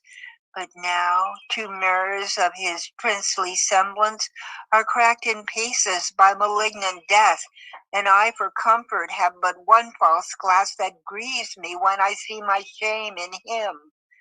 Thou art a widow, yet thou art a mother, and hast the comfort of thy children left. But death had snatched my husband from mine arms, and plucked 2 crutches from my feeble hands. Clarence and Edward, oh, what cause have I, thine being but a moiety of my moan, to overgo thy woes and drown thy cries? And you wept not for our father's death. How can we aid you with our kindred tears? Our fatherless distress was left unmoaned. Your widow dower likewise be unwept. Give me no help in lamentation. I am not bound to bring forth complaints. All springs reduce their currents to mine eyes, that I, being governed by the watery moon, may send forth plenteous tears to drown the world. Ah, for my husband, for my dear Lord Edward. For our father, for our dear Lord Clarence. Alas for both mine, Edward and Clarence. What stay had I but Edward? And he's gone. What stay had we but Clarence? And he's gone. What stays had I but they? And they are gone.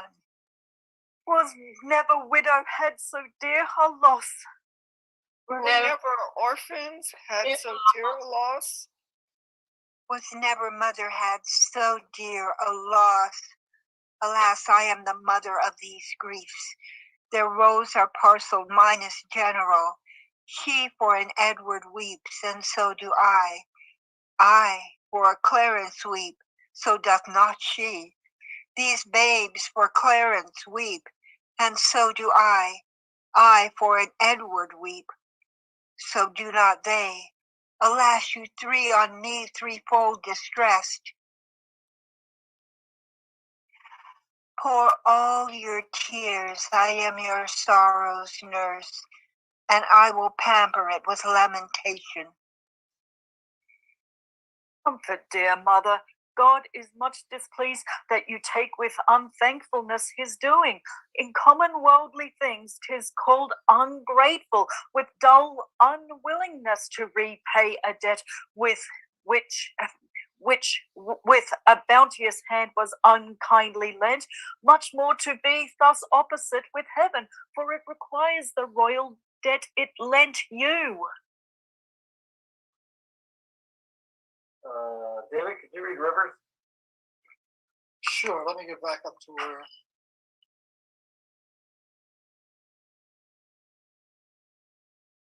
At line 99. Thereabouts.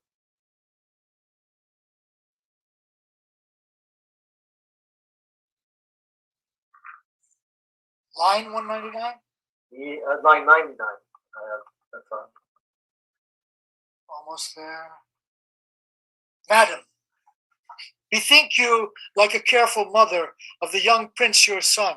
Centrate for him, let him be crowned. In him your comfort lives. Drown desperate sorrow in dead Edward's grave, and plant your joys in living Edward's throne. Answer: Richard, Duke of Gloucester, Buckingham, Lord Stanley, Earl Darby, Hastings, and Brett. Sister, have comfort.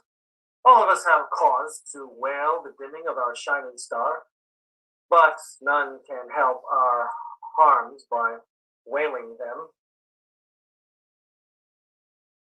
Madam, my mother, I do cry your mercy. I did not see your grace. Humbly, on my knee, I crave your blessing. God bless thee and put meekness in thy breast, love, charity, obedience, and true duty. Amen. And make me die a good old man.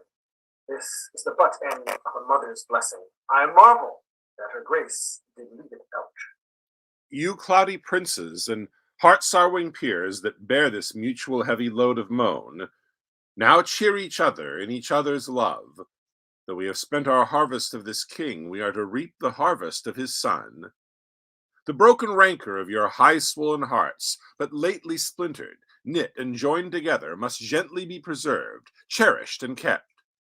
Meseemed good that with some little train forthwith from Ludlow the young prince be fetched hither to London to be crowned our king.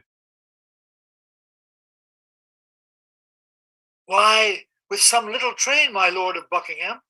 Marry, my lord, lest by a multitude the new-healed wound of malice should break out, which would be so much the more dangerous, by how much the estate is green and yet ungoverned, where every horse bears his commanding rein, and may direct his course as please himself, as well the fear of harm, as harm apparent, in my opinion, ought to be prevented. I hope the king made peace with all of us, and the compact is firm and true in me. And so in me, and so I think in all. Yet since it is but green, it should be put to no apparent likelihood of breach, which haply by much company might be urged. Therefore I say with noble Buckingham, that it is meet so few should fetch the prince. And so say I. Then be it so, and go we to determine who they shall be that straight shall post to. Madam, and you, my sister, will you go to give your censures in this business? Oh, Buckingham.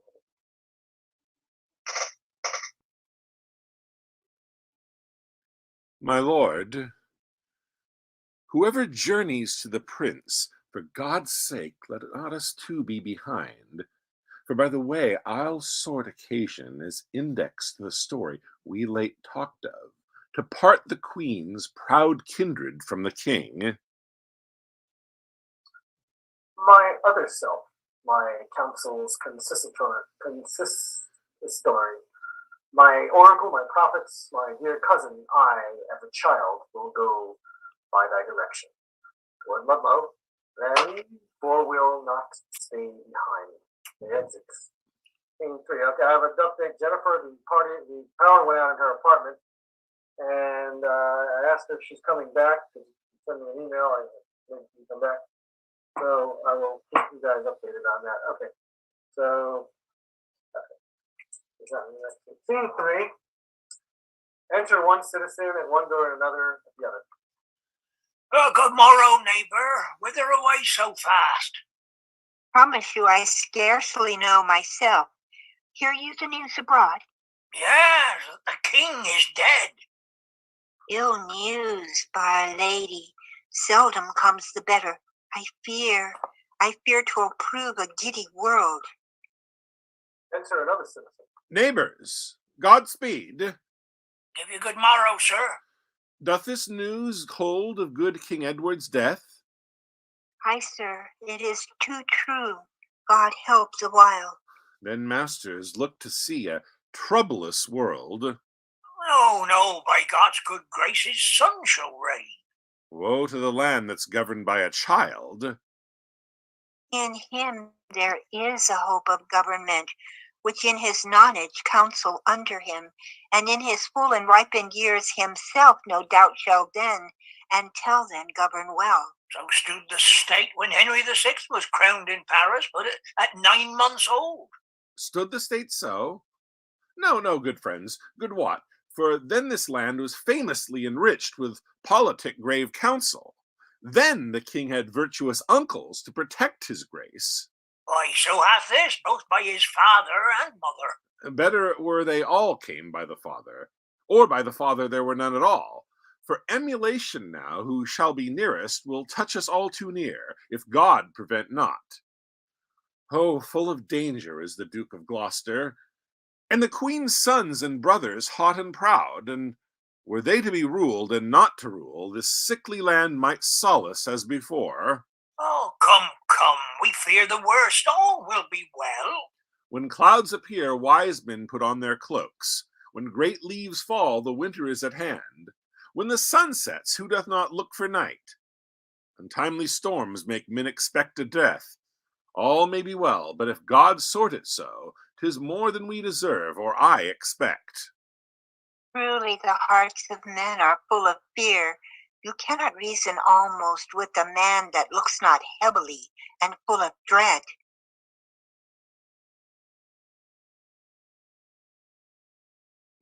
Before the times are changed, still is it so. By a divine instinct, men's minds mistrust ensuing dangers, as by proof we see the waters swell before a boisterous storm. But leave it all to God. Whither away? Mary, we were sent for to the justices. And so was I. I'll bear your company.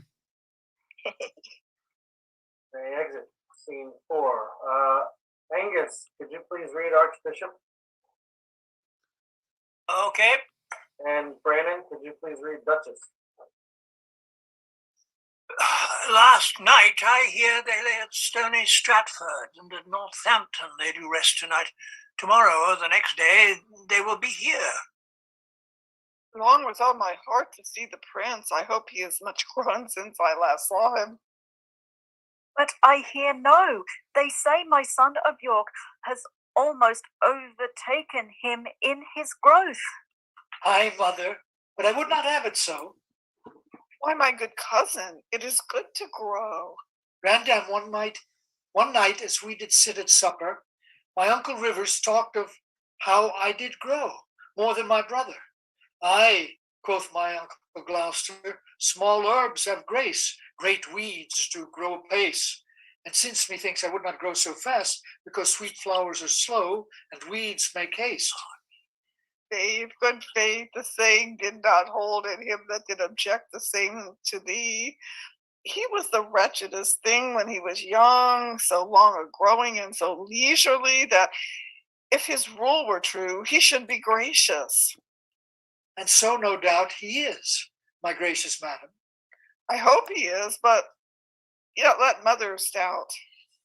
Now by my troth, if I had been remembered, I could have given my uncle's grace a flout to touch his growth nearer than he touched mine.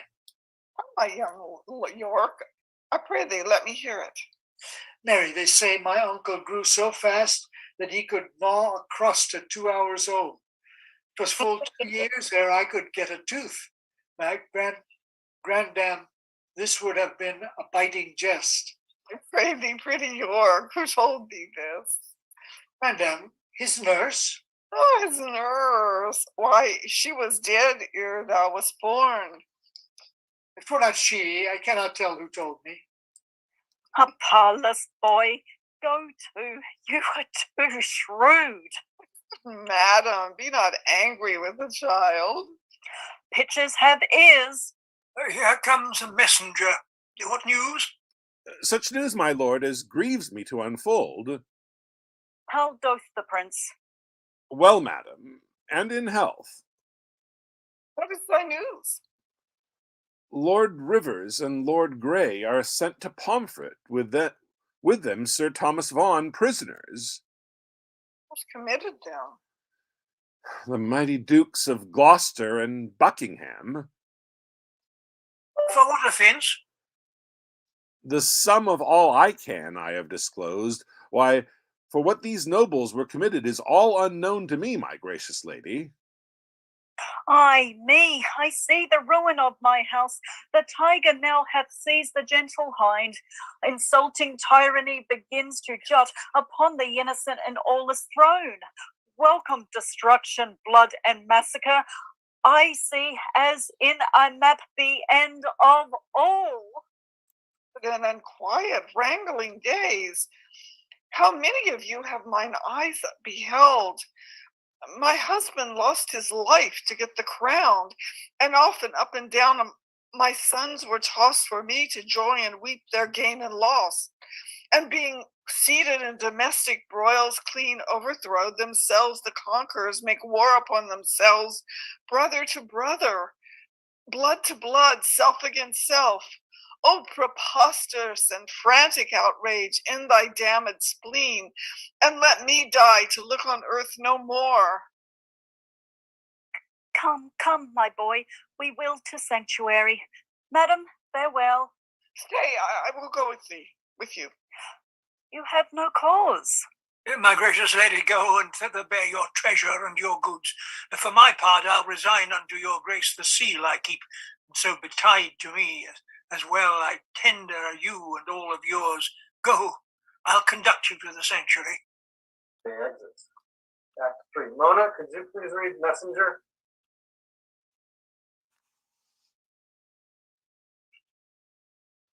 Trumpet sounded to Prince Edward. To Prince Edward, Richard, Duke of Gloucester, Cardinal, and Shakespeare. Vince, did you just ask me to read? Yeah, could you read Messenger and Act 3, Scene 2? Oh, Please? yes, yes. Thank you. Buckingham has the first line. Welcome, sweet prince, to London. To your chamber. Welcome, dear cousin. My thoughts, sovereign. The weary way hath made me melancholy. No, uncle, but our crosses on the way have made it tedious, wearisome, and heavy. I want more uncles here to welcome me. Sweet prince, the untainted virtue of your years hath not yet dived into the world's deceit. No more can you distinguish of a man than of his outward show, which God he knows seldom or never jumpeth with the heart. Those uncles which he wants were dangerous. Your grace attended to their sugared words, but looked not on the poison on their hearts. God keep you from them, and from such false friends. God keep me from false friends, but they were none.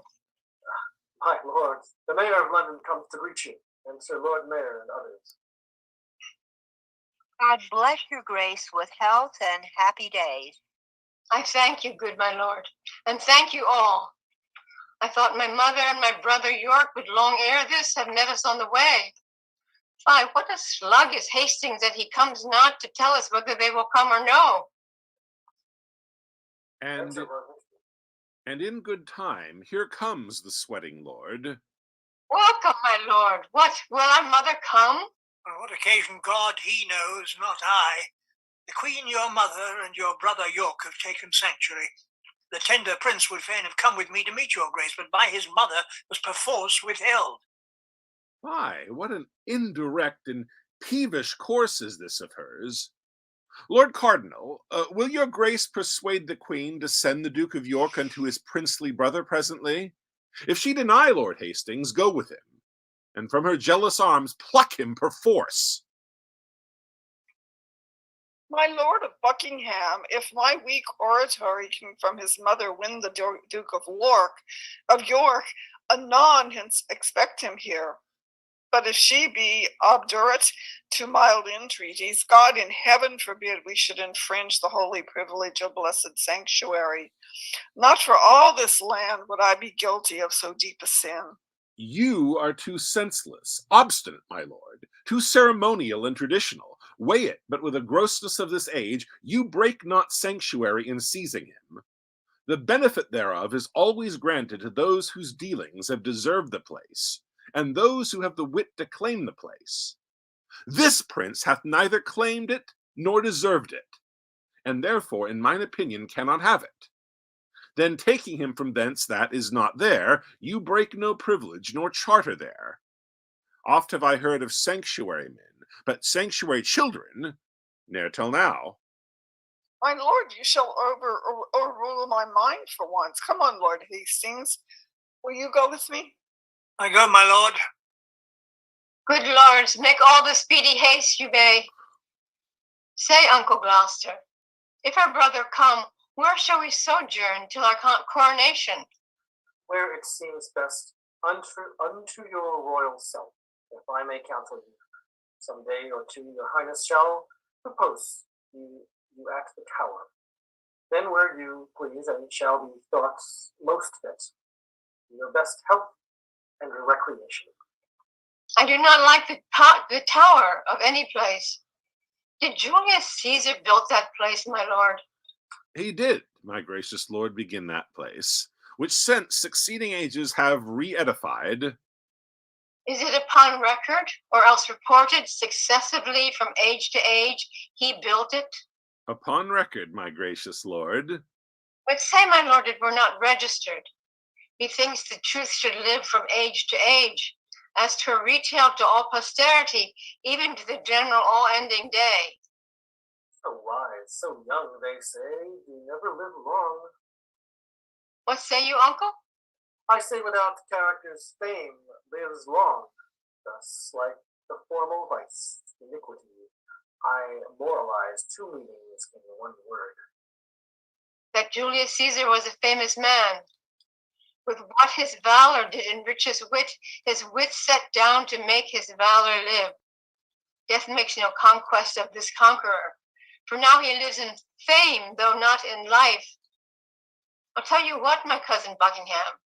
What, my gracious lord? And if I live until I be a man, I'll win our ancient right in France again, or die a soldier, as I lived a king.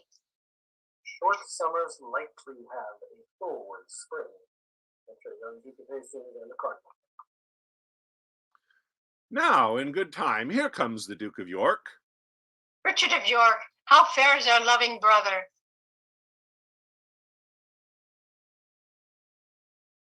David, that's you. I thank you, gentle uncle. Oh, my lord, you said that well, my dread lord, so must I call you now. Sorry. Well, my dread lord, so must I call you now. Aye, brother, to our grief, as it is yours. Too late he died that might have kept that title, which by his death hath lost much majesty. How fares our cousin, noble lord of York? I thank you, gentle uncle. Oh, my lord, you said that idle weeds are fast in growth. The prince, my brother, hath outgrown me far. He hath, my lord. And therefore, is he idle? Oh, my fair cousin, I must not say so.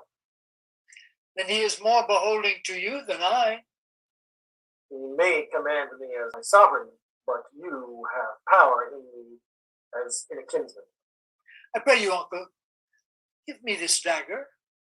My dagger, little cousin, with all my heart. A beggar, brother? Oh, my kind uncle, that I know will give, and being but a toy, which is no grief to give. A greater gift than that I'll give my cousin. A greater gift? Oh, that's the sword to it. Aye, gentle cousin, were it light enough. Well, then I see we'll part, but with light gifts. In weightier things you'll say, a beggar may. It is too heavy for your grace to wear. I weigh it lightly, were it heavier. What, would you have my weapon, little lord? I would that I might thank you, as you call me. How? Little. Lord of York. My lord of York will still be cross and talk. Uncle, your grace knows how to bear with him. You mean to bear me, not to bear with me. Uncle, my brother mocks both you and me, because that I am little, like an ape. He thinks that you should bear me on your shoulders. With what a sharp provided wit, he reasons. To mitigate the scorn he gives his uncle, he prettily and aptly taunts himself. So cunning and so young is wonderful. My lord, will please you pass along, myself, and my good cousin Buckingham, will to your mother, to entreat of her, to meet you at the tower and to welcome you.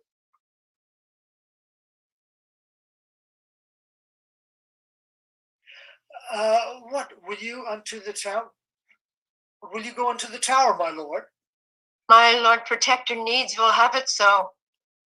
I shall not sleep in quiet at the tower. Why? What should you fear? Marry my Uncle Clarence, angry ghost. My granddam told me he was murdered. I fear no uncle's dead, Nor none that live, I hope. and if they live, I hope I need not fear. But come, my lord, with a heavy heart thinking on them, go I unto the tower. Prince of York, the Hastings, and Richard Buckingham. That's your name.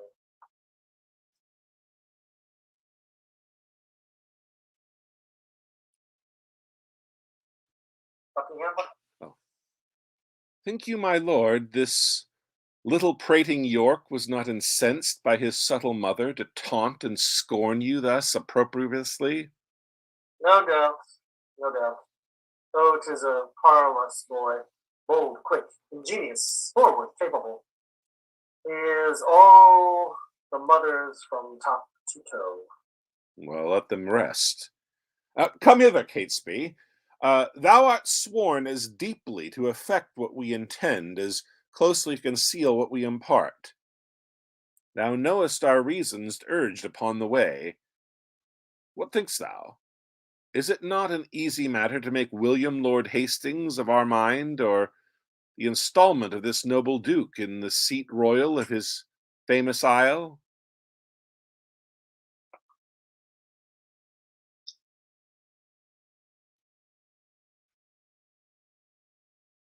Angus? Who? Angus. What you need? Good my lords both, with all the heed I can. No, it's Catesby. be for his father's sake, so loves the prince. That's the next line. Where are you? This will be line 65, line 168. Be for his father's sake.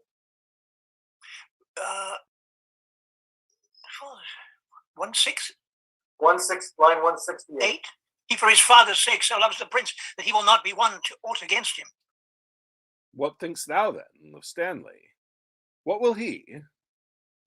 He will do all in all as Hastings doth. Well, then, no more but this. Go, gentle Catesby, and as it were far off sound, thou Lord, and as it were far off, sound thou Lord Hastings, how doth he stand affected to our purpose? And summon him tomorrow to the tower, to sit about the coronation. If thou dost find him tractable to us, encourage him, and show him all our reasons. If he be leaden, icy cold, unwilling, be thou so too.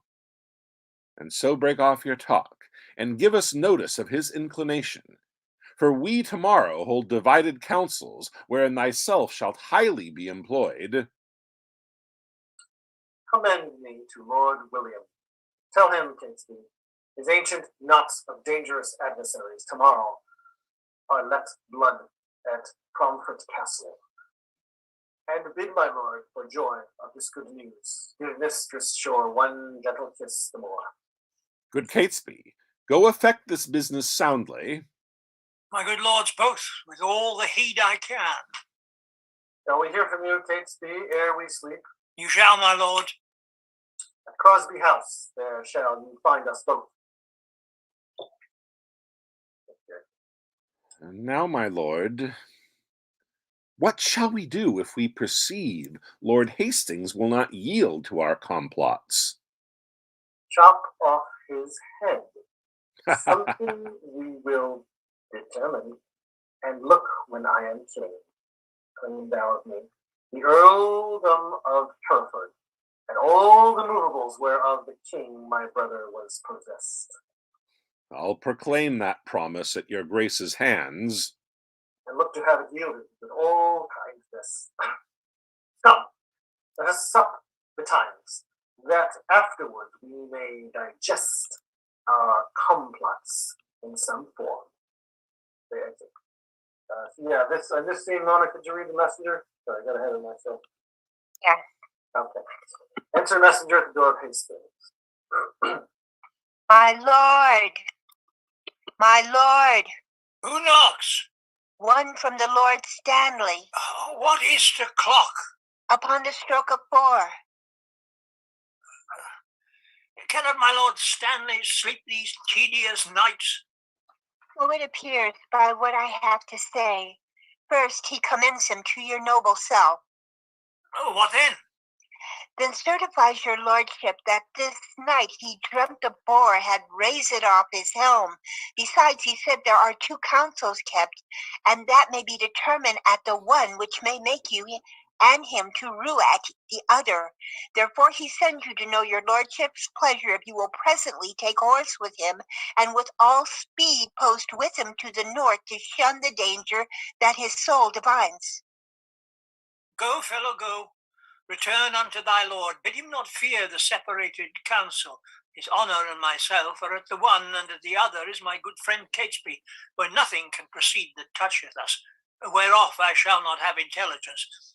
Tell him his fears are shallow, without instance, and for his dreams, I wonder he's so simple, to trust the mockery of unquiet slumbers, to fly the boar before the boar pursues, were to incense the boar to follow us, and make pursuit where he did mean no chase.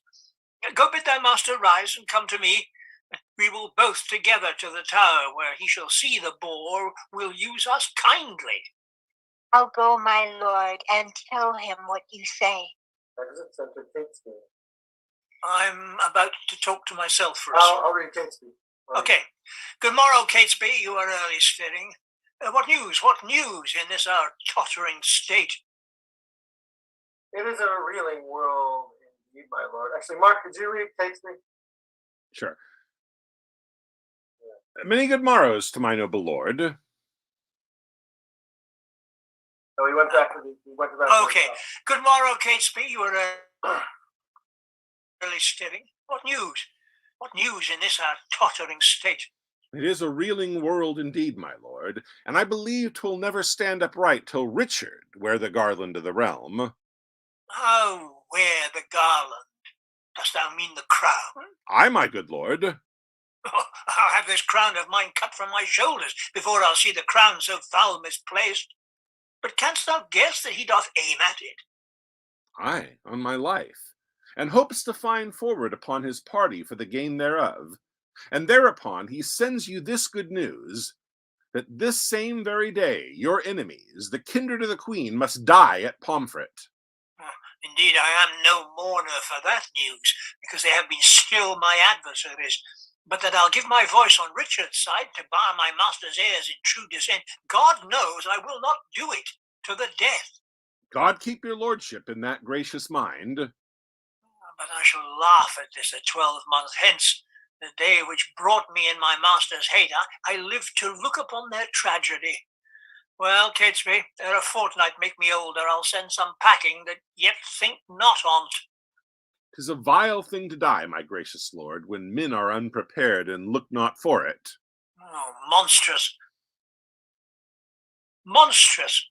And so falls it out with Rivers, Vaughan, Grey, and so 'twill do with some men else that think themselves as safe as thou and I, who, as thou knowst, are dear to princely Richard and to Buckingham. The princes both make high account of you. They account his head upon the bridge. And I know they do, and I have well deserved it. Answer, Lord Stanley. Come on, where's your boar spear, man? Fear you the boar, and go so unprovided? My lord, good morrow. Good morrow, Catesby. You may jest on, but by the holy rood, I do not like these several councils, My lord, I hold my life as dear as you do yours, and never in my days, I do protest, was it so precious to me as 'tis now. Think you but that I know our state secure, I would be so triumphant as I am? The lords at Pomfret, when they rode from London, were jocund and supposed their states were sure, and they indeed had no cause to mistrust. But yet you see how soon the day o'ercast this sudden stab of rancor I misdoubt. Pray God, I say, I prove a needless coward. But shall we toward the tower? The day is spent. Come, have with you. What you want, my lord? Today the lords you talked of are beheaded. They for their truth might better wear their heads than some that have accused them wear their hats. But come, my lord, let's away. Go on before. I'll talk with this good fellow. How now, sirrah, how goes the world with thee? The better that your lordship please to ask. I tell thee, man, 'tis better with me now than when thou metst me last, where now we meet. Then I was going prisoner to the Tower by the suggestion of the Queen's allies.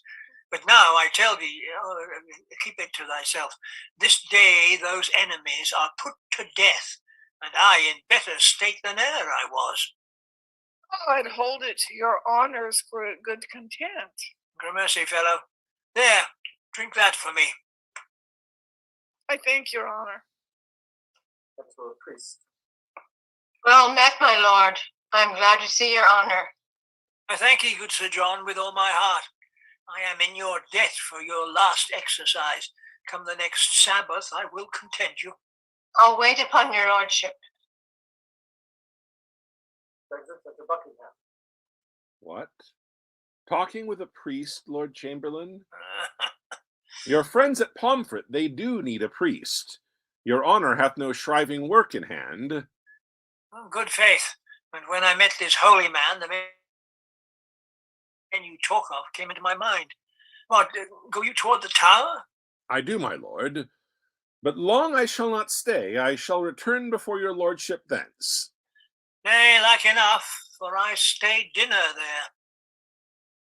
And supper too, although thou know'st it not. Come, will you go? I'll wait upon your lordship. They exit scene 3. Enter Ratcliffe with Herbalist carrying the nobles to death at Pomfret. To death. David, your Rivers? You read Rivers? You want me to read Rivers? Yes. And Gray. Okay. Oh, wait, sorry. Yes, please read Rivers. Sir Richard Radcliffe, let me tell thee. Oh, sorry, no, that's right. I'm sorry, you're Gray. Who's it? Angus, could you read Rivers in this scene, please? Okay. Sir Richard Radcliffe, let me tell thee this. Today thou shalt behold a subject die for truth, for duty, and for loyalty. God bless the prince from all the pack of you. A knot you are of damned bloodsuckers.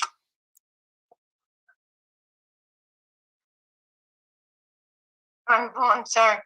You live that shall cry woe for this hereafter. Dispatch. The limit of your lives is out. Oh, Pomfret. Oh, that bloody prison, fatal and ominous to noble peers. Within the guilty closure of thy walls, Richard II here was hacked to death, and for more slander to thy dismal seat, we give to thee our guiltless blood to drink. How Margaret's curse is fallen upon our heads, when she exclaimed on Hastings, you and I, for standing by when Richard stabbed her son. Then cursed she Richard, then cursed she Buckingham, then cursed she Hastings. Oh, remember, God, to hear her prayer for them as now for us, and for my sister and her princely sons. Be satisfied, dear God, with our true blood, which, as thou knowest, unjustly must be spilt. Make haste. The hour of death is expiate. Come, Gray. Come, Vaughan. Let us embrace. Farewell until we meet again in heaven. Exit. 4. Enter Buckingham. Stanley, Hastings, Eli, Norfolk, Radcliffe. Katie, could you read Eli? Who? Eli. Eli, okay. Bishop of Eli, thank you. Ely. Eli. Thank you, Eli. Now, noble peers, the cause why we are met is to determine of the coronation. In God's name speak, when is the royal day? Are all things fitting for that royal time? It is. It is, and wants but nomination. Tomorrow, then, I judge a happy day. Who knows the Lord Protector's mind herein? Who is most inward with the royal duke? Your grace, we think, should soonest know his mind. Who I, my lord, we know each other's faces, but for our hearts he knows no more of mine than I of yours, nor I no more of his than you of mine. Lord Hastings, you and he are near in love. I thank his grace. I know he loves me well, but for his purpose in the coronation I have not sounded him, nor he delivered his gracious pleasure in any way therein. But you, my noble lords, may name the time, and in the Duke's behalf I'll give my voice, which I presume he'll take in gentle part. And Sir Richard of Gloucester.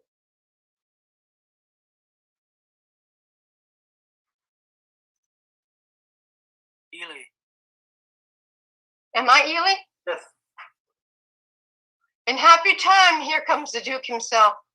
My noble lords and cousins all, good morrow. I have been long a sleeper, but I trust my absence doth neglect no great design, which by my presence might have been concluded. Had not you come upon your cue, my lord, William Lord Hastings had pronounced your part. I mean your voice, for crowning of the king. Then, my Lord Hastings, no man might be bolder. His lordship knows me well and loves me well. My Lord of Ely, when I was last in Holborn, I saw good strawberries in your garden there. I do beseech you, send for some of them. Marry and will, my lord, with all my heart. Cousin of Buckingham, a word with you. Shakespeare hath sounded Hastings in our business, and finds the testy gentleman so hot that he will lose his head ere you consent, his master's child, as worshipfully he terms it, shall lose the royalty of England's throne. Withdraw you hence, my lord. I'll follow you. Richard and Buckingham.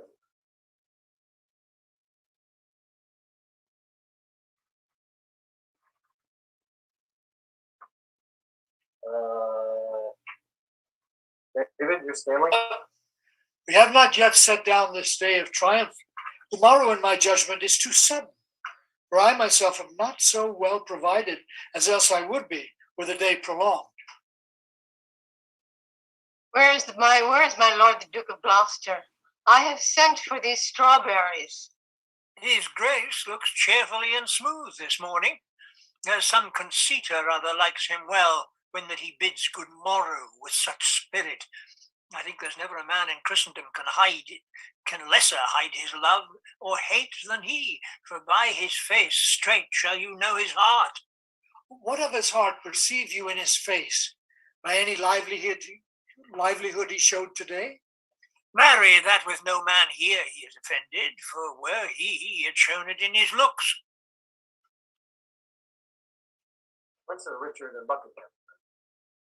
I pray you all tell me what they deserve that do conspire my death with devilish plots of damned witchcraft, and that have prevailed upon my body with their hellish charms. The tender love I bear your grace, my lord, makes me most forward in this princely presence to doom the offenders, whosoe'er they be. I say, my lord, they have deserved death. Then be your eyes the witness of their evil.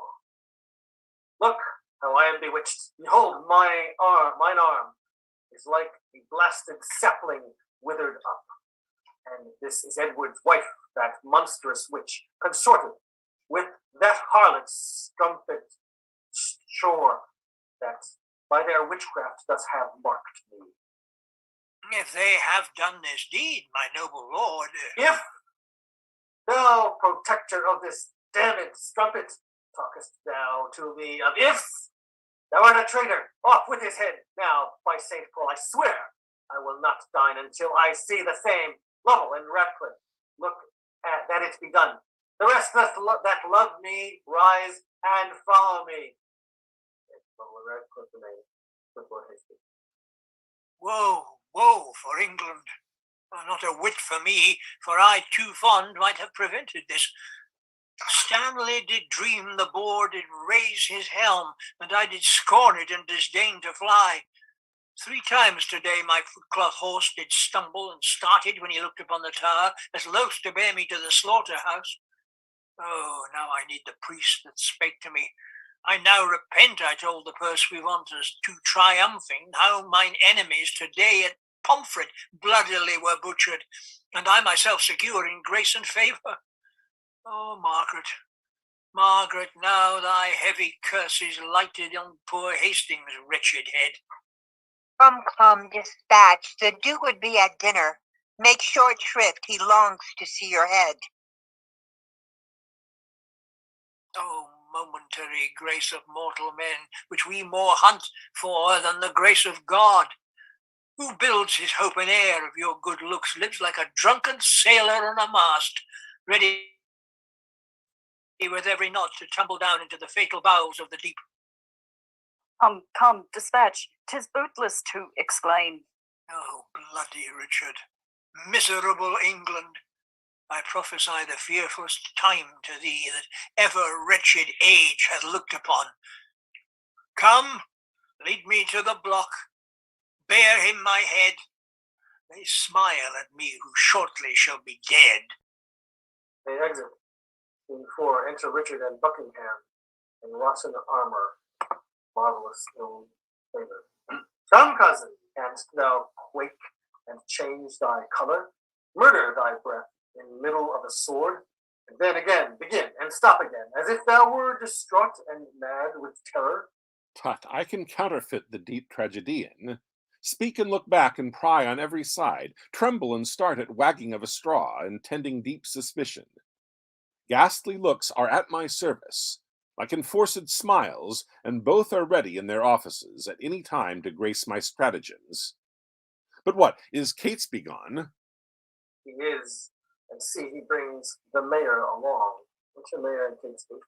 Lord Mayor! Look, to the drawbridge there. Hark, a drum! Catesby, overlook the walls. Lord Mayor, the reason we have sent... Look back, defend thee. Here are enemies.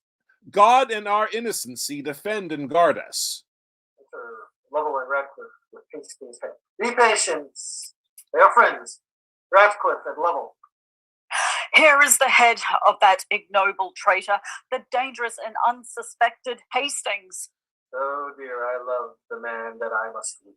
I took him for the plainest, harmless creature that brethren upon earth, a Christian, made him my book, wherein my soul recorded the history of all her secret thoughts. So smooth, he daubed his voice with show of virtue that his apparent open guilt omitted. I mean his conversation with Shore's wife. He lived from all a tender of suspects. Well, well, he was the covertest shelter traitor that ever lived. Would you imagine, or almost believe, were it not that, by great preservation, we live to tell it you, the subtle traitor this day had plotted in the council house to murder me and my good lord of Gloucester? Had he done so? What? Think you we are Turks or infidels, or that we would against the form of law proceed thus rashly in the villain's death, but that the extreme peril of the case, the peace of England, and our person's safety enforce us to this execution? Now fair befall you. He deserved his death, and your good graces both have well proceeded to warn false traitors of the like from the like attempts.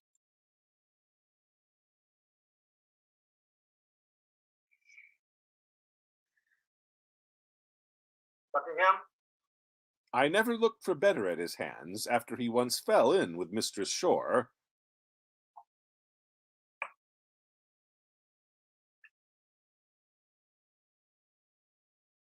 Go on. You have more lines. Had we not determined we should... I thought those were yours. Okay. I never looked for better at his hands after once he fell with Mistress Shore. Yet had not we determined he should die until your lordship came to see his death, which now the loving haste of these our friends, somewhat against our meaning, have prevented.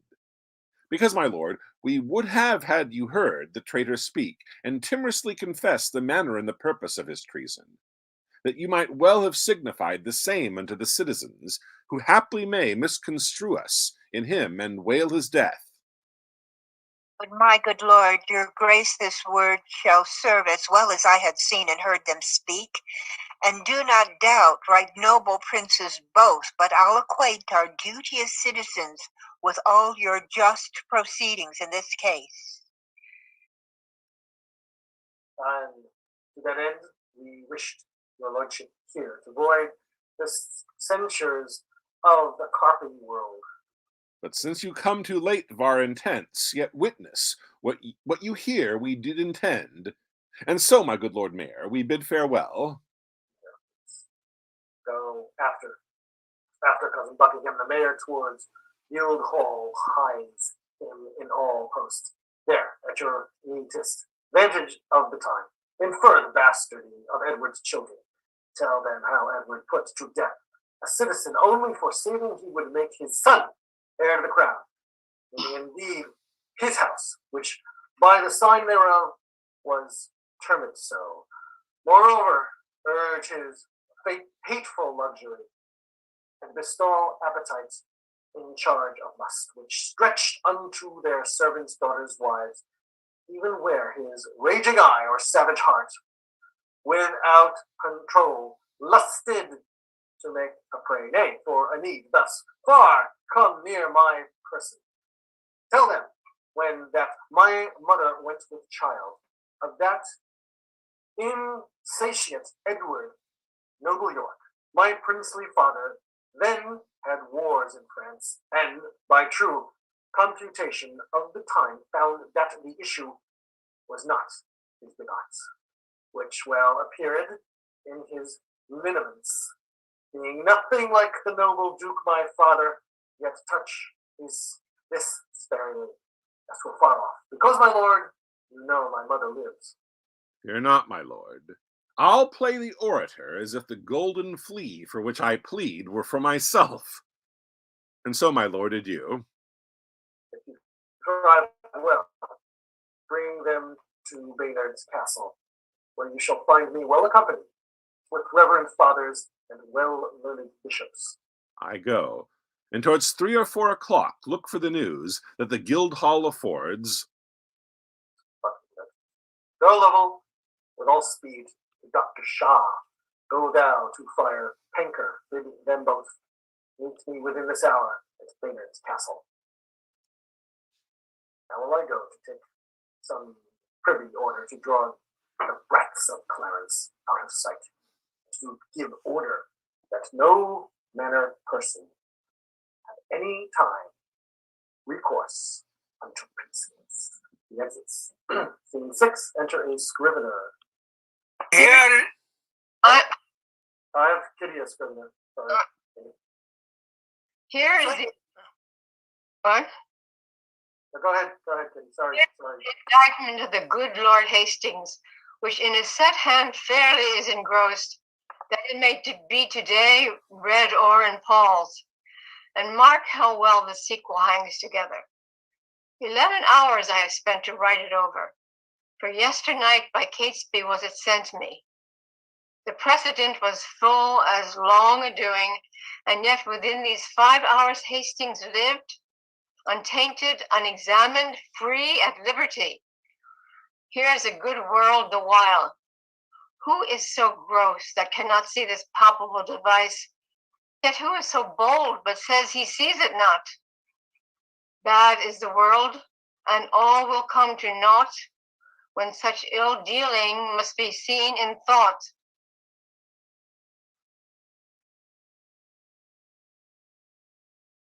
He exits scene 7.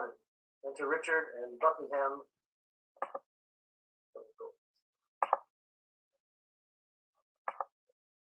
How now? What say the citizens? Now, by the Holy Mother of our Lord, the citizens are mum, and speak not a word. Touch you, the bastardy of Edward's children. I did. With his contract with Lady Lucy and his contract by deputy in France, the insatiate greediness of his desires, and his enforcement of the city wives, his tyranny for trifles, his own bastardy, as being got your father then in France, his resemblance being not like the Duke. Withal, I did infer your lineaments, being the right idea of your father, both in your form and nobleness of mind, laid open all your victories in Scotland, your discipline in war, wisdom in peace, your bounty, virtue, fair humility. Indeed, left nothing fitting for the purpose untouched or slightly handled in discourse, and when mine oratory grew to an end, I bid them that did love their country's good, cry, God save Richard, England's royal king. And did they so? No. So God help me, they spake not a word, but like dumb statues or breathing stones gazed each on other, and looked deadly pale, which when I saw I reprehended them, and asked the mayor what meant this wilful silence. His answer was, the people were not wont to be spoke to, but by the recorder. Then he was urged to tell my tale again. Thus saith the Duke, thus hath the Duke inferred, but nothing spake in warrant from himself. When he had done, some followers of mine own, at the lower end of the hall, hurled up their caps, and some 10 voices cried, God save King Richard! And thus I took the vantage of those few. Thanks, gentle citizens and friends, quoth I. This general applause and loving shout argues your wisdom and your love to Richard. And even here brake off and came away. What tongueless blocks were they? Would they not speak? Will not the mayor then and his brethren come? The mayor is here at hand. Intend some fear. Be not you spoke with, but be mighty suit. And look you get a prayer book in your hand, and stand twixt 2 churchmen, good my lord. For on that ground I'll build a holy descant. And be not easily won to our request. Play the maid's part. Still answer nay, and take it. I go. And if you plead as well for them, as I can say nay to thee for myself, no doubt we bring it to a happy issue. Go, up to the leads. The Lord Mayor knocks. Enter there, citizen. Welcome, my lord. I dance attendance here. I think the Duke will not be spoke withal. Here comes his servant. How now, Catesby? What says he? He doth entreat your grace, my noble lord, to visit him tomorrow or next day. He is within, and 2 right reverend fathers divinely bent to meditation, and in no worldly suits would he be moved to draw him from his holy exercise. Return, good Catesby, to thy lord again. Tell him, myself, the mayor, and citizens, in deep designs and matters of great moment, no less importing than our general good, are come to have some conference with his grace. I'll signify so much unto him straight. Aha, my lord, this prince is not an Edward.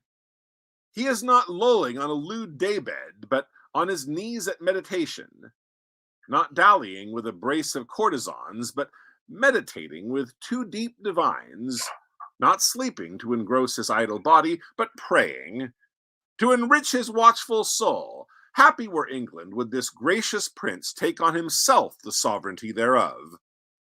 But sure I fear we shall ne'er win him to it. Mary, God defend his grace should say us nay. I fear he will. How now, Catesby? What says our lord? He wonders to what end you have assembled such troop of citizens to come to him. His grace not being warned thereof before, he fears, my lord, you mean no good to him. Sorry I am my noble cousin should suspect me, that I mean no good to him. By heaven, I come in perfect love to him, and so once more return and tell his grace. When holy and devout religious men are at their beads, 'tis hard to draw them thence, so sweet is zealous contemplation. See where his grace stands. between two clergymen. 2 props of virtue for a Christian prince to stay him from the fall of vanity. And see, a book of prayer in his hand, true ornaments to know a holy man. Famous Plantagenet, most gracious prince, lend favorable ears to our request, and pardon us the interruption of thy devotion and right Christian zeal. My lord, there needs no such apology. I do beseech your grace to pardon me, who, earnest in the service of my God, deferred the visitation of my friends, but leaving this, what is your grace's pleasure? Even that, I hope, which pleaseth God above, and all good men of this ungoverned isle. I do suspect I have done some offense that seems disgracious in the city's eye, and that you come to reprehend my ignorance. You have, my lord. Would it might please your grace at our entreaties to amend that fault? Else, wherefore breathe I in a Christian land? Then no. It is your fault that you resign the supreme seat, the throne majestical, the sceptred office of your ancestors, your state of fortune and your due of birth, the lineal glory of your royal house, to the corruption of a blemished stock. Whilst in the mildness of your sleepy thoughts, which here we waken to our country's good, the noble isle doth want her proper limbs, her face defaced with scars of infamy, her royal stock graft with ignoble plants, and almost shouldered in the swallowing gulf of blind forgetfulness and dark oblivion, which to recure we heartily solicit your gracious self to take on you the charge and kingly government of this your land, not as protector, steward, substitute, or lower factor for another's gain, but as successively, from blood to blood, your right of birth, your empery, your own, for this consorted with the citizens, your very worshipful and loving friends. And by their vehement instigation, in this just suit, come I to move your grace. I cannot tell if to depart in silence, or bitterly to speak in your reproof. Best fitteth my decree or your condition. If not to answer, you might haply think tongue-tied ambition, not replying, yielded to bear the golden yoke of sovereignty, which fondly you will fear and impose on me.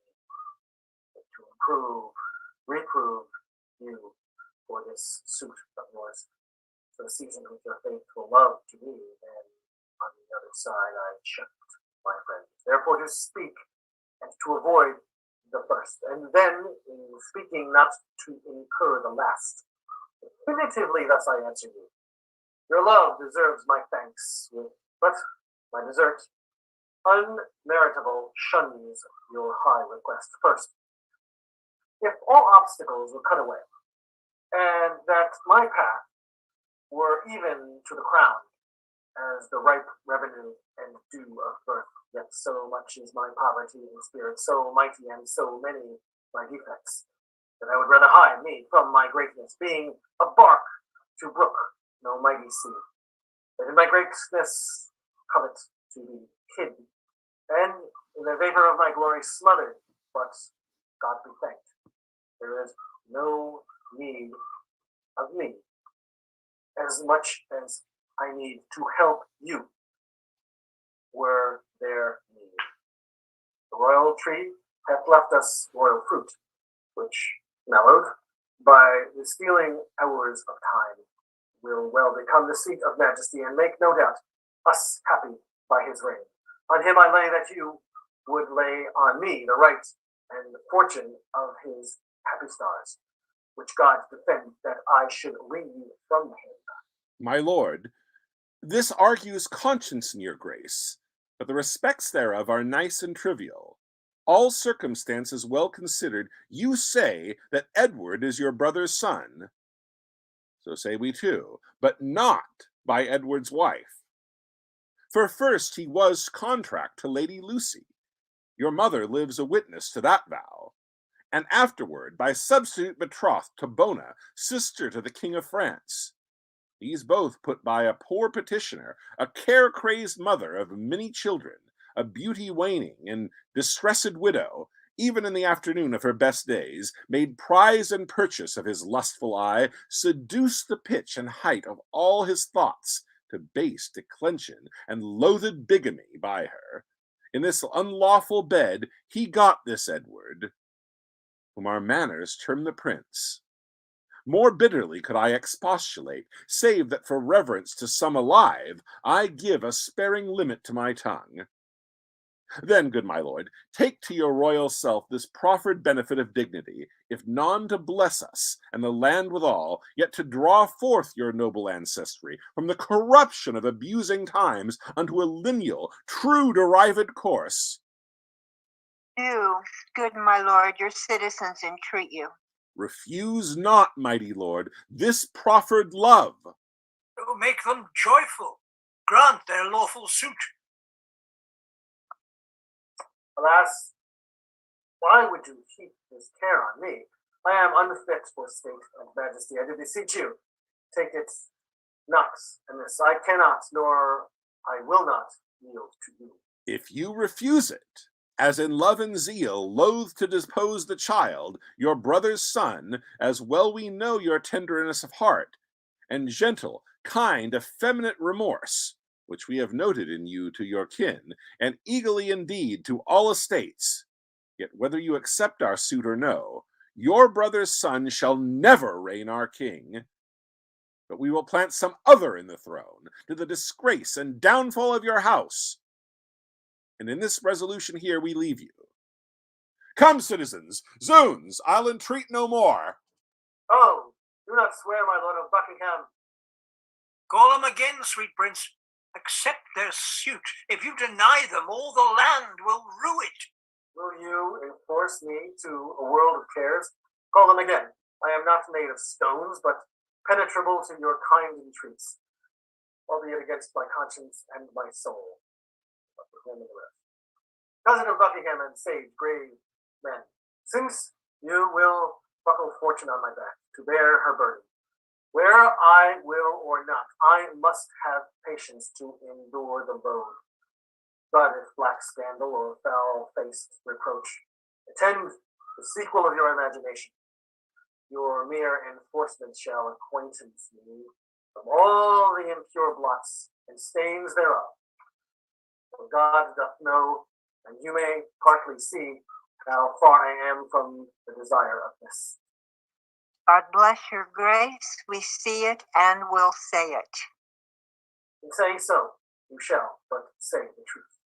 Then I salute you with this kingly title. Long live Richard, England's royal king. Amen. Amen. Tomorrow will it please you to be crowned? Even when you please, for you will have it so. Tomorrow, then, we will attend your grace, and so most joyfully we take our leave. Come, let us to our holy work again. Farewell, my cousins. Farewell, gentle friends. Okay, now we take our 5-minute break. I'm gonna have to leave, Vincent. Okay, Kitty, thank you. Sorry. Okay, Vince, I have to go at 4. I have a Zoom meeting at 4. So Okay, just to let you know. That's 4 o'clock your time. So, what is it right now, your time? Oh, right now it's 3:21. Okay, so that's it's 7 o'clock my time. So okay, we'll work. Okay. Thank you very much, Okay. Vincent. Thank you. Bye. Kitty. Bye. Okay, folks, we'll see you in 5 minutes.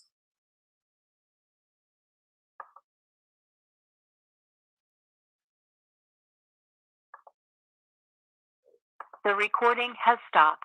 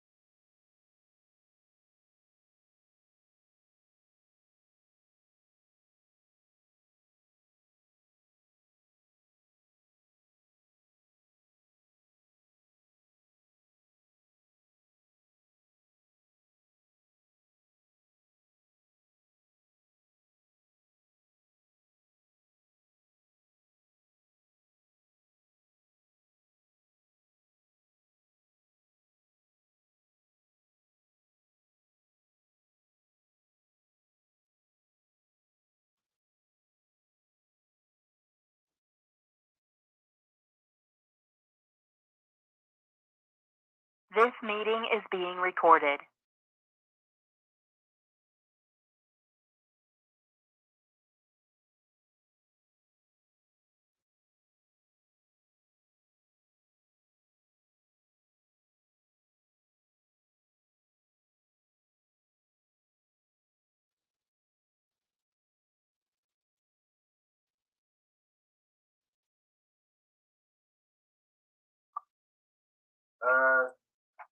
Okay, everybody back?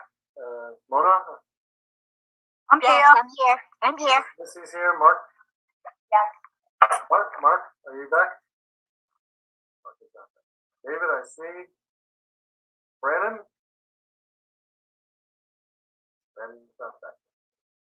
Angus, are you back?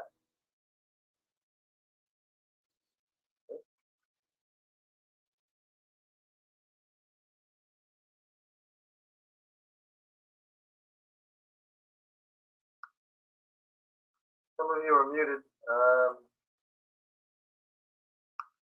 There he is. Okay, Mark is back. Okay, no, Angus is back. So we're waiting for Mark and Brandon. And I'm gonna ask Brandon to read the Duchess.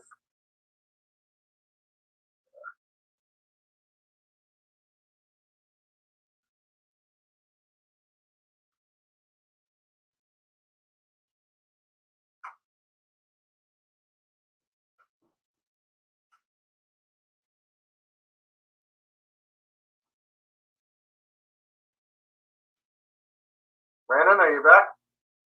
Yes, I'm supposed to be Anne. No, Brandon is back. Okay. Yes. I am back. Okay, Brandon, could you please read the Duchess? Sure. Okay, great. Okie dokie. Thank you very much. You're welcome. You're also reading Brackenberry. Hopefully, I don't think you're going to be talking to yourself. But so we'll deal with it. Okay. Okay, let's get started.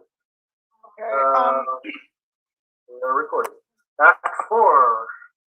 Scene 1. Enter Queen Elizabeth, Duchess of York, Dorset, Anne, and Gloucester's daughter. This here. My niece Plantagenet led in the hand of her kind Anne of Gloucester. Now for my life she's wandering to the tower on pure heart's love to meet the tender prince. Daughter well met. God give you graces both, a happy and joyful time of day. As much to you, good sister. Whither away? No farther than the tower, and as I guess upon the like devotion as yourself, to gratulate the gentle princess there. Kind sister, thanks. We'll enter all together. The Blackenberry, Lieutenant. And in good time here the lieutenant comes. Master Lieutenant, pray you, by your leave. How doth the prince and my young son of York?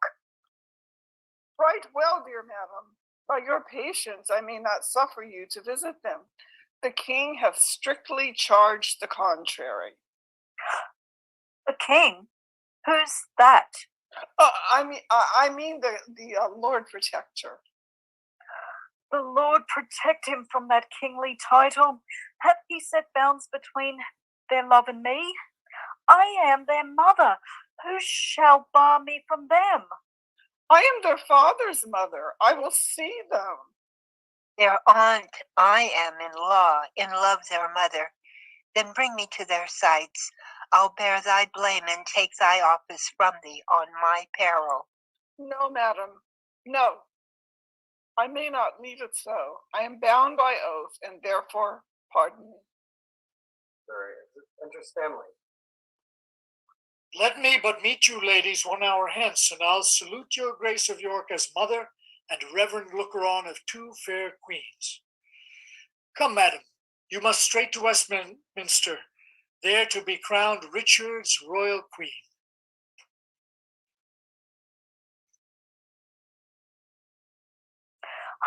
Cut my lace asunder, that my pent heart may have some scope to beat, or else I swoon with this dead-killing news. Frightful tidings, Oh, unpleasing news. Be of good cheer, mother. How fares your grace? Oh, sorry. Could someone else speak Dorset, please? Because I'm supposed to respond to him. I'll take it. Be of good cheer, mother. How fair. Actually, Mark, could you take Dorset? You have it? I'll take Dorset. Be of good cheer, mother. How fares your grace? Oh, Dorset, speak not to me. Get thee gone. Death and destruction dogs thee at thy heels. Thy mother's name is ominous to children. If thou wilt outstrip death, go, cross the seas, and live with Richmond from the reach of hell. Go, hie thee from this slaughterhouse, lest thou increase the number of the dead, and make me die the thrall of Margaret's curse, nor mother, wife, nor England's counted queen. Full of wise care is this your counsel, madam. Take all the swift advantage of the hours. You shall have letters from me to my son in your behalf, to meet you on the way. Be not ta'en tardy by unwise delay.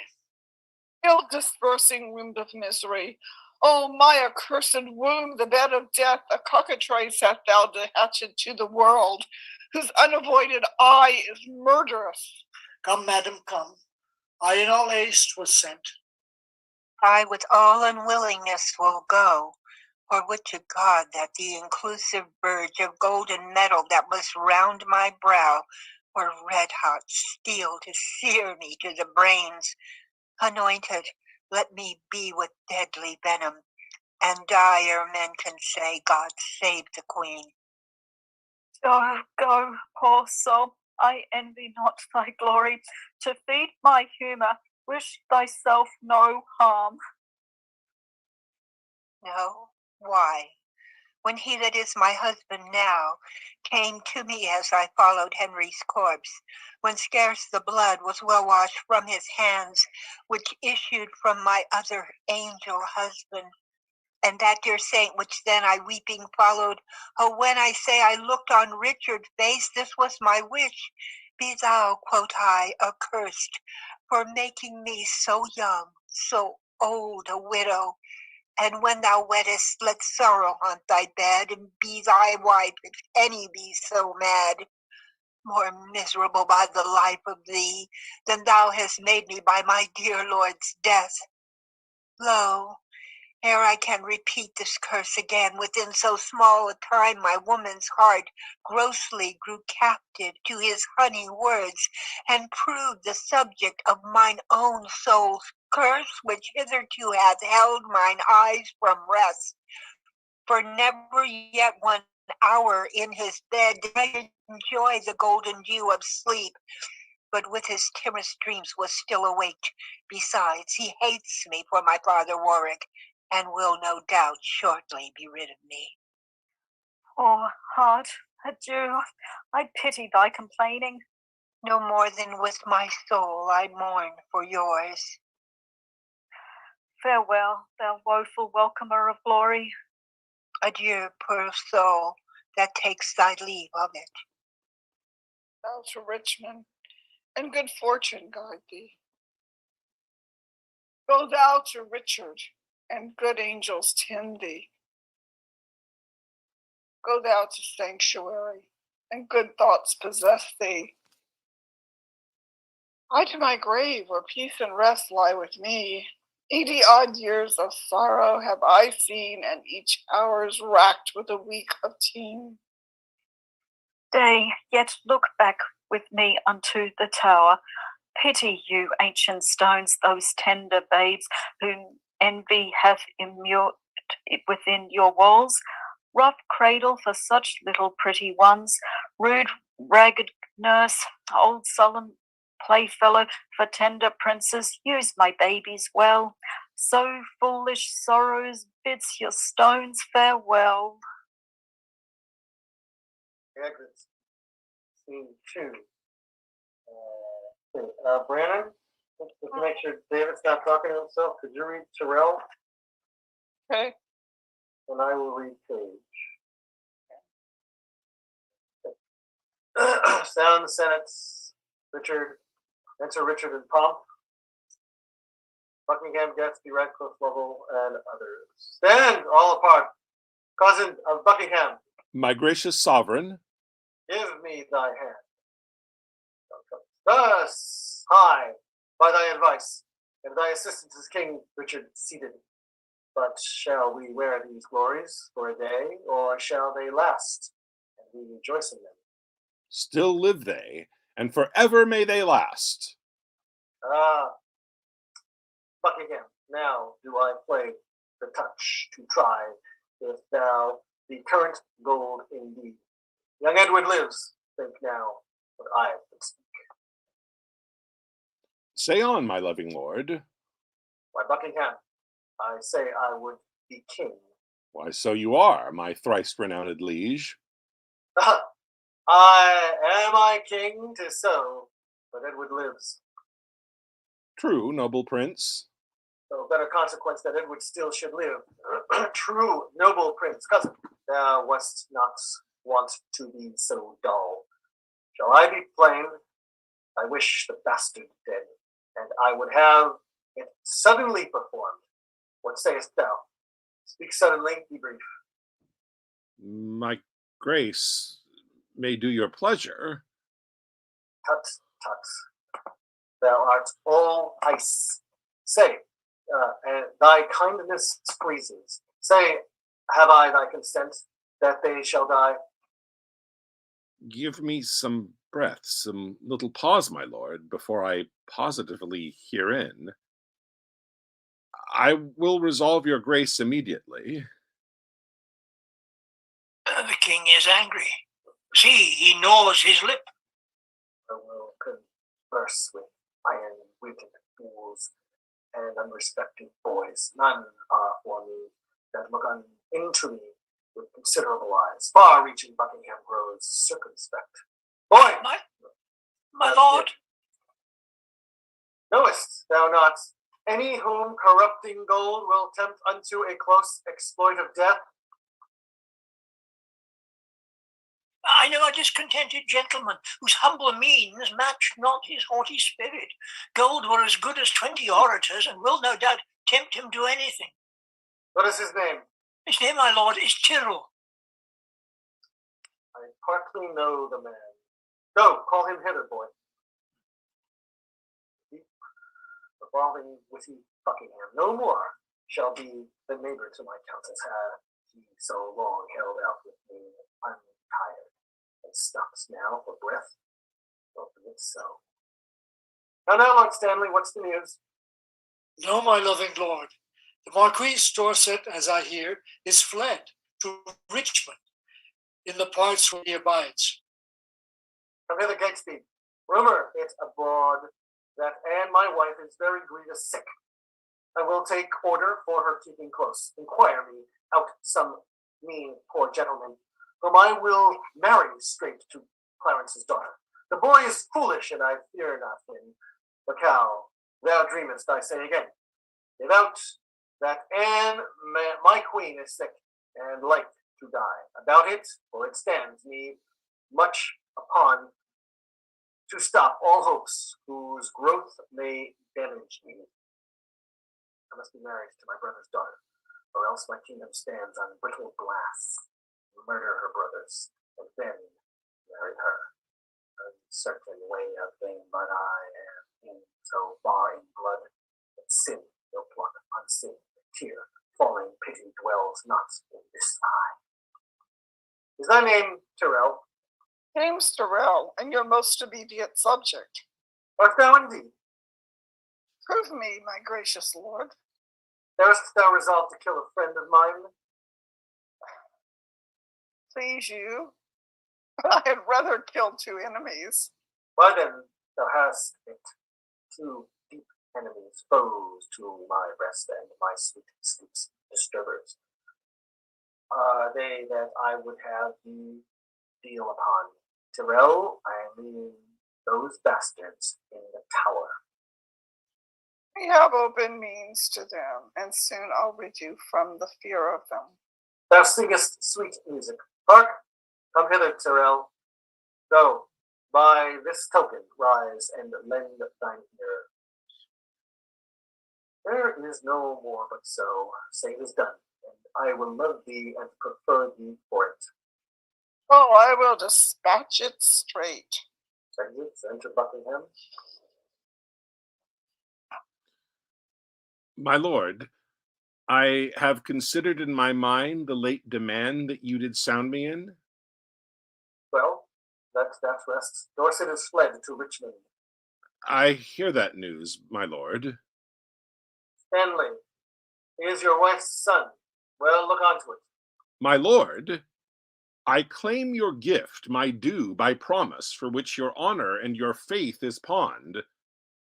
The earldom of Hereford and the movables, the which you promised I should possess. Stanley, look to your wife. If she convey letters to Richmond, you shall answer it. What says your highness to my just demand? I do remember me. Henry VI did prophesy that Richmond should be king when Richmond was a little peevish boy, a king perhaps. My lord! How chance the prophet could not at that time have told me, I being by, that I should kill him? My lord!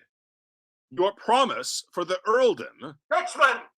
When last I was at Exeter, the mayor in courtesy showed me the castle and called it Rougemont, at which time I started because a bard of Ireland told me once I should not live long after I saw Richmond. My lord! Aye, what's o'clock? I am thus bold to put your grace in mind of what you promised me. Well, but what's o'clock? Upon the stroke of 10. Well, let it strike. Why let it strike? Because that's like a jack. Thou keepest the stroke betwixt thy begging and thy meditation. I am not in the giving vein today. Why then resolve me whether you will or no. Thou troublest me. I am not in the vein. Is it even so? Rewards he my true service with such deep contempt made I him king for this? Oh, let me think on Hastings and be gone to Brecknock, while my fearful head is on.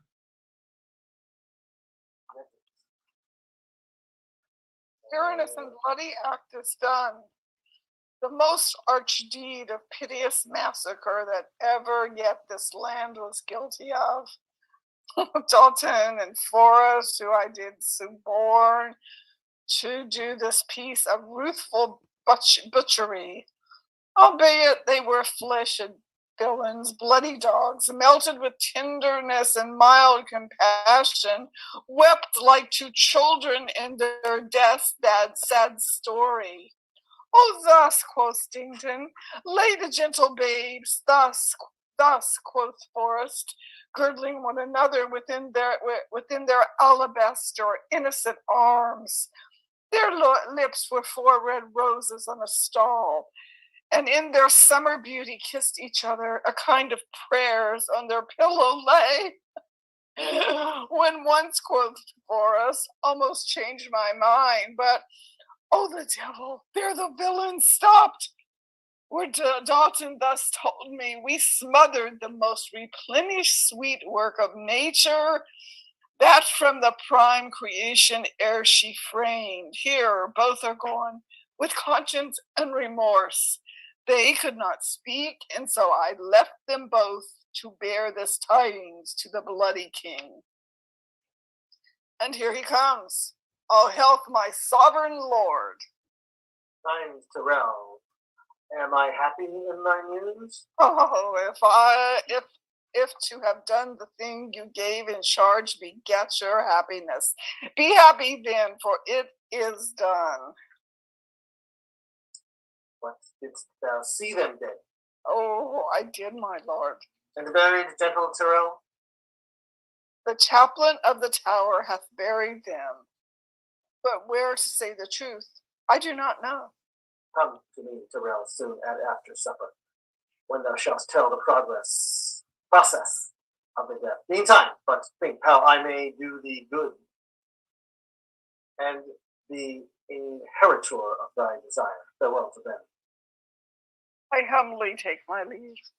Son of Clarence, of a pent-up horse, whose daughter newly have I matched in marriage, the sons of Edward, sleep in Abraham's bosom, and my wife hath bid this world good night. Now, for I know the Breton witchman ends.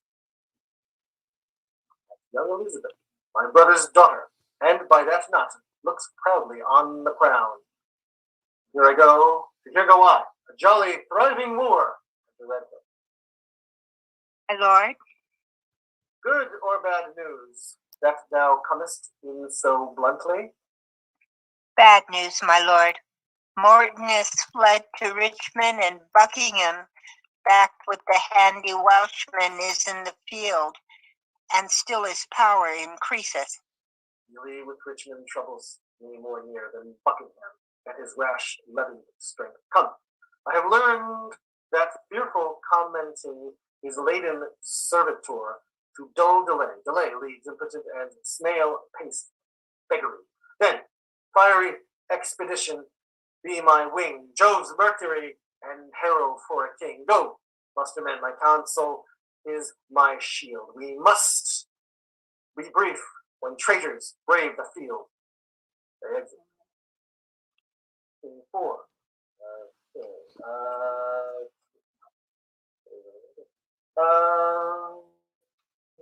For now, Missy, did you read Duchess? Margaret? No, Duchess. I have down for Duchess. You're Margaret. Yeah. She's Elizabeth. And I have Duchess here. Duchess, Jennifer's part. And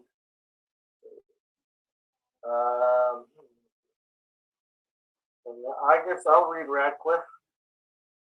I'm not in the scene. And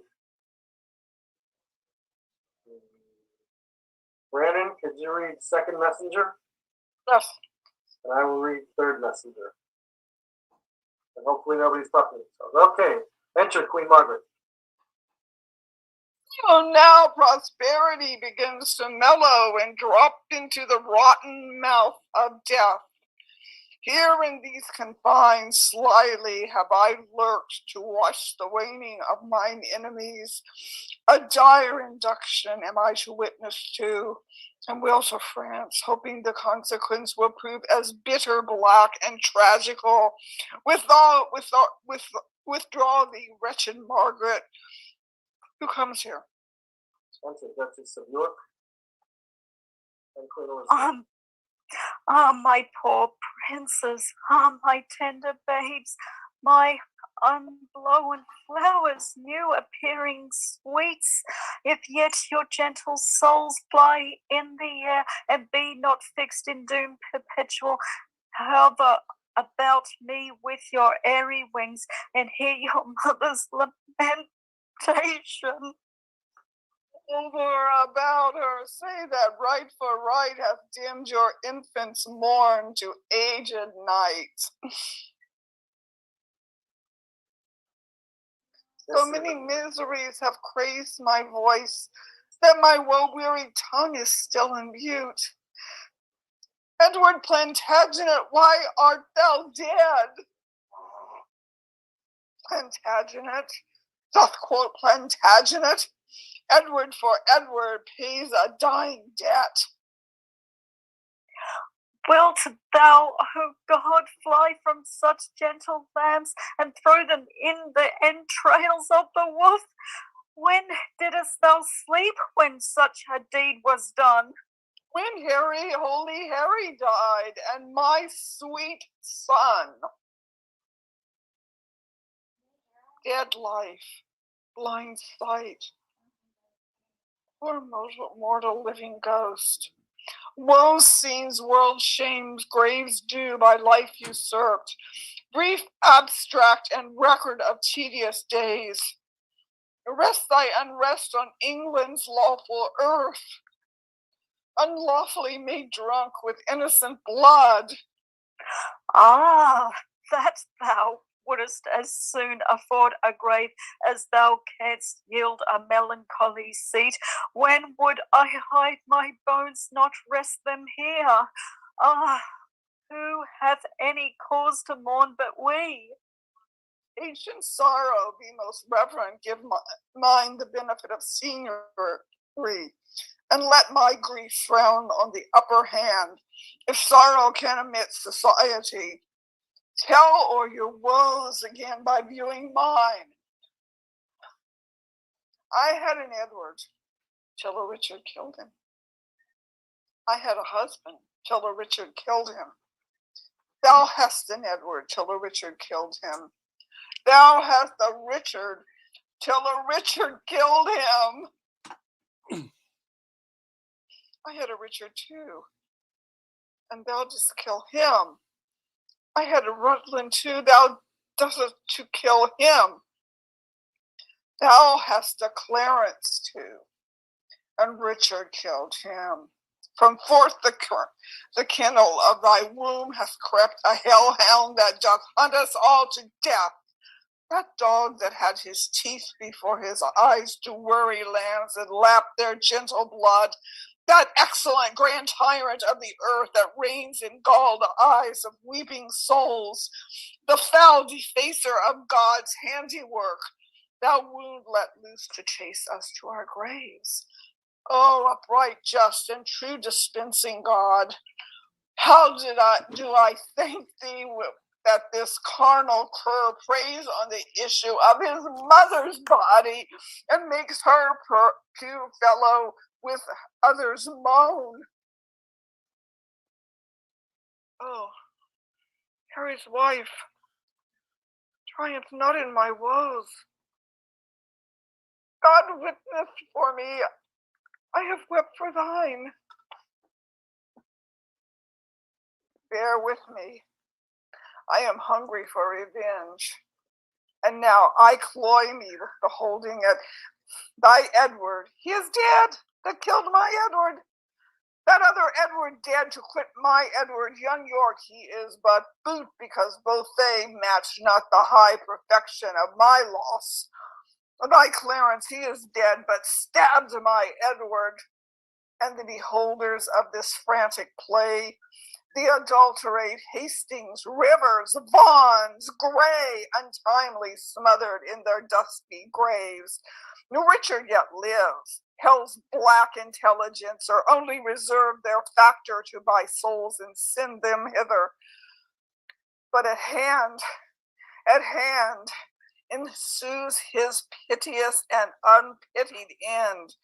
Earth gapes, hell burns, fiends roar, saints pray to have him suddenly conveyed from hence. Cancel his bond of life, dear God, I pray, that I may live and say, the dog is dead! Oh, thou didst prophesy the time would come that I should wish for thee to help me curse that bottled spider, that foul bunch-bat toad. Called thee then vain flourish of my fortune. I called thee then poor shadow-painted queen, the presentation of but what I was, the flattering index of a direful pageant, once heaved high to be hurled down below, a mother only mocked with two fair babes, a dream of what that was a garnished flag, to be the aim of every dangerous shot, a sign of dignity, a breath, a bubble, a queen in jest, only to fill the scene. Where is thy husband now? Where be thy brothers? Where be thy two sons? Wherein does thy joy? Who sues and kneels and says, God save the queen? Where is the bending peers that flattered thee? Where be the thronging troops that followed thee? Decline all this, and see what now thou art for happy wife, a most distressed widow, for joyful mother, one that wails the name for one being sued to, one that humbly sues for queen, a very caitiff crowned with care, for she that has scorned at me, now scorned of me, for she being feared of now fearing one, for she commanding all obeyed of none, that hath the course of justice whirled about, and left thee but a very prey to time, having no more but thought of what thou wast, to torture thee the more, being what thou art. Thou did usurp my place, and dost thou not usurp the just proportion of my sorrow? Now thou proud neck bears half my burdened yoke, from which even here I slip my wearied head, and leave the burden of it all on thee. Farewell, York's wife, and queen of sad mischance. These English woes shall make me smile in France. Oh, thou well skilled in curses, stay a while, and teach me how to curse mine enemies. Oh, forbear to sleep at night and fast the day, compare dead happiness with living woe. Think that thy babes were sweeter than they were, and he that slew them fouler than he is. Bettering that loss makes the bad curser worse. Resolving this will teach thee how to curse. My words are dull, oh quicken them with thine. Thy woes will make them sharp and pierce like mine.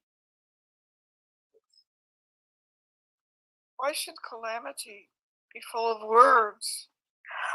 Windy attorneys to their clients' woes, airy succeeders of interstate joys, poor breathing orators of miseries, let them have scope. Though what they will impart, help nothing else, yet do they ease the heart. So, if so, then be not tongue-tied. Go with me. And to the breath of bitter words, let smother my damned son, that those two sweet sons smothered. The trumpet sounds. Be copious and exclaims. Sir Richard and his train. Who interrupts me in my expedition? Oh, she that might have interrupted thee by strangling thee in her accursed womb, from all the slaughters, wretch, that thou hast done. Hidest thou that forehead with a golden crown, where should be branded, if that right were right, the slaughter of the prince that owed the crown, and the dire death of my poor sons and brothers? Tell me, thou villain slave, where are my children? You toad, thou toad, where is my brother Clarence, and little Ned Plantagenet, his son? Where is the gentle Rivers, Vaughan, Grey? Where is the kind Hastings? Flourish trumpets, strike, alarm, drums. Let not the heavens hear these telltale women. Rail on the Lord's anointed, strike, I say. Either be patient and entreat me fair, or with the clamorous report of war, thus I will drown your exclamations. Art thou my son? I thank God, my father, and yourself. Then patiently hear my impatience. Madam, I have a touch of your condition that cannot brook the accent of reproof. Let me speak. Do then, but I'll not fear. I will be mild and gentle in my words. And brief, good mother, for I am in haste. Oh, art thou so hasty? I have stayed for thee, God knows, in torment and in agony. And came I not at last to comfort you? No! By the holy road, thou knowest it well. Thou camest on earth to make the earth my hell. A grievous burden was thy birth to me. Touchy and wayward was thy infancy. Thy school days frightful, desperate, wild, and furious. the prime of manhood, daring, bold, and venturous. Thy age confirmed, proud, subtle, sly, and bloody, more mild, but yet more harmful, kind in hatred. What comfortable hour canst thou name that ever graced me with thy company? Faith, none but Humphrey Howard hath called your grace to breakfast once more for my company. I be so disgracious in your eye. Let me march on and not offend you, madam. Strike up the drum. I pray thee, hear me speak. You speak too briefly. Hear Literally. me a word, for I shall never speak to thee again. So, Either thou wilt die by God's just ordinance, ere from this war thou turn a conqueror, or I with grief and extreme age shall perish, and never more behold thy face again. Therefore take with thee my most grievous curse, which is the day of battle. Tire thee more than all the complete armor that thou wearest. My prayers on the adverse party fight, and there the little souls of Edward's children whisper the spirits of thine enemies and promise them success and victory. Bloody thou art, bloody will be thy end. Shame serves thy life, and doth thou death attend. Though far more cause, yet much less spirit to curse abides in me. I say amen to her. stay, madam, I must talk a word with you. I have no more sons of the royal blood for thee to slaughter. For my daughters, Richard, they shall be praying nuns, not weeping queens, and therefore level not to hit their lives. You have a daughter called Elizabeth, virtuous and fair, royal and gracious. And must she die for this? Oh, let her live, and I'll corrupt her manners, stain her beauty, slander myself as false to Edward's bed, throw over her the veil of infamy, so she may live unscarred of bleeding slaughter, and I will confess she was not Edward's daughter. Wrong not her birth. She is a royal princess. To save her life, I'll say she is not so. Her life is safest only in her birth. And only in that safety died her brothers. Lo, at their birth good stars were opposite. No, to their lives ill friends were contrary. All unavoided is the doom of destiny.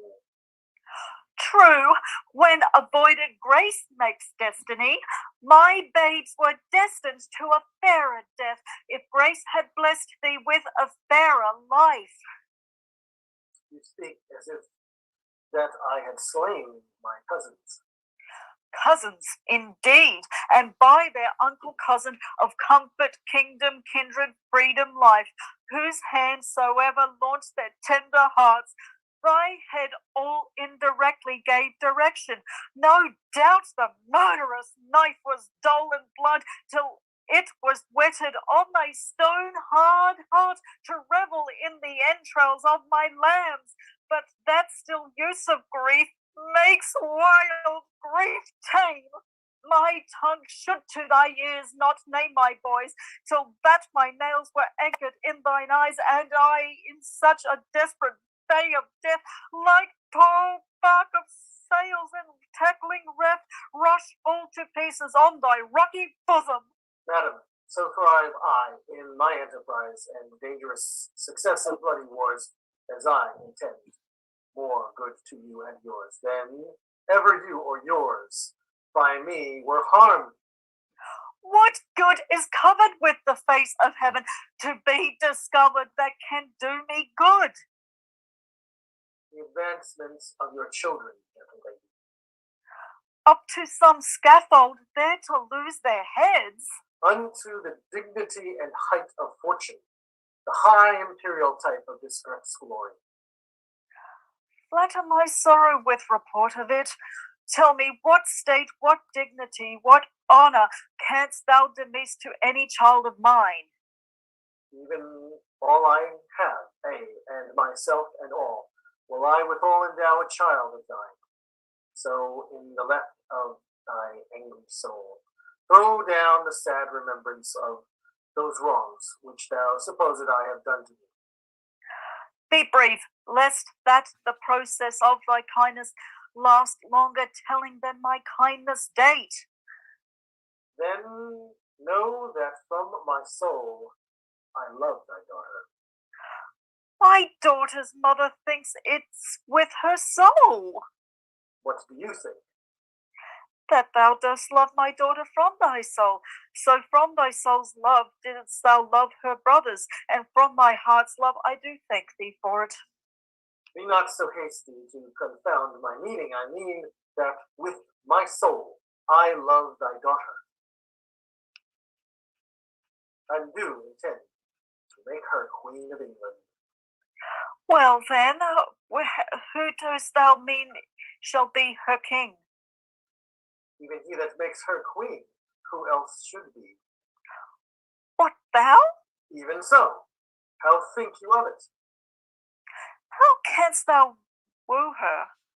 That's what I learn of you as one being best acquainted with her humour. And wilt thou learn of me? Madam, with all my heart.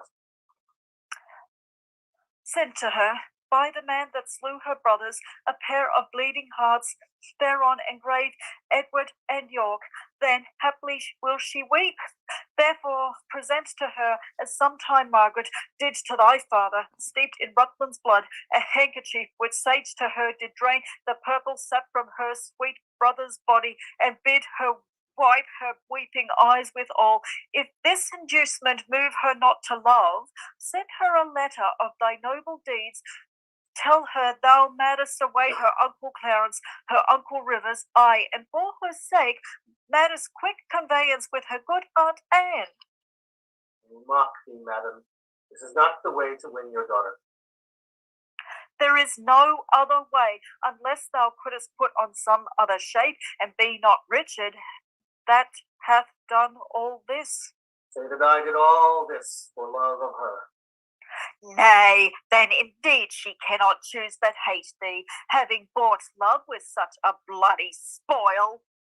Look what is done. Look, what is done cannot be now amended.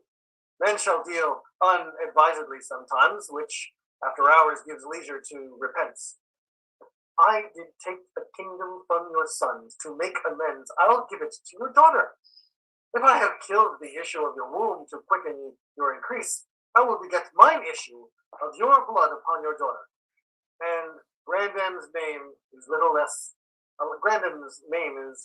in love than is the doting title of a mother.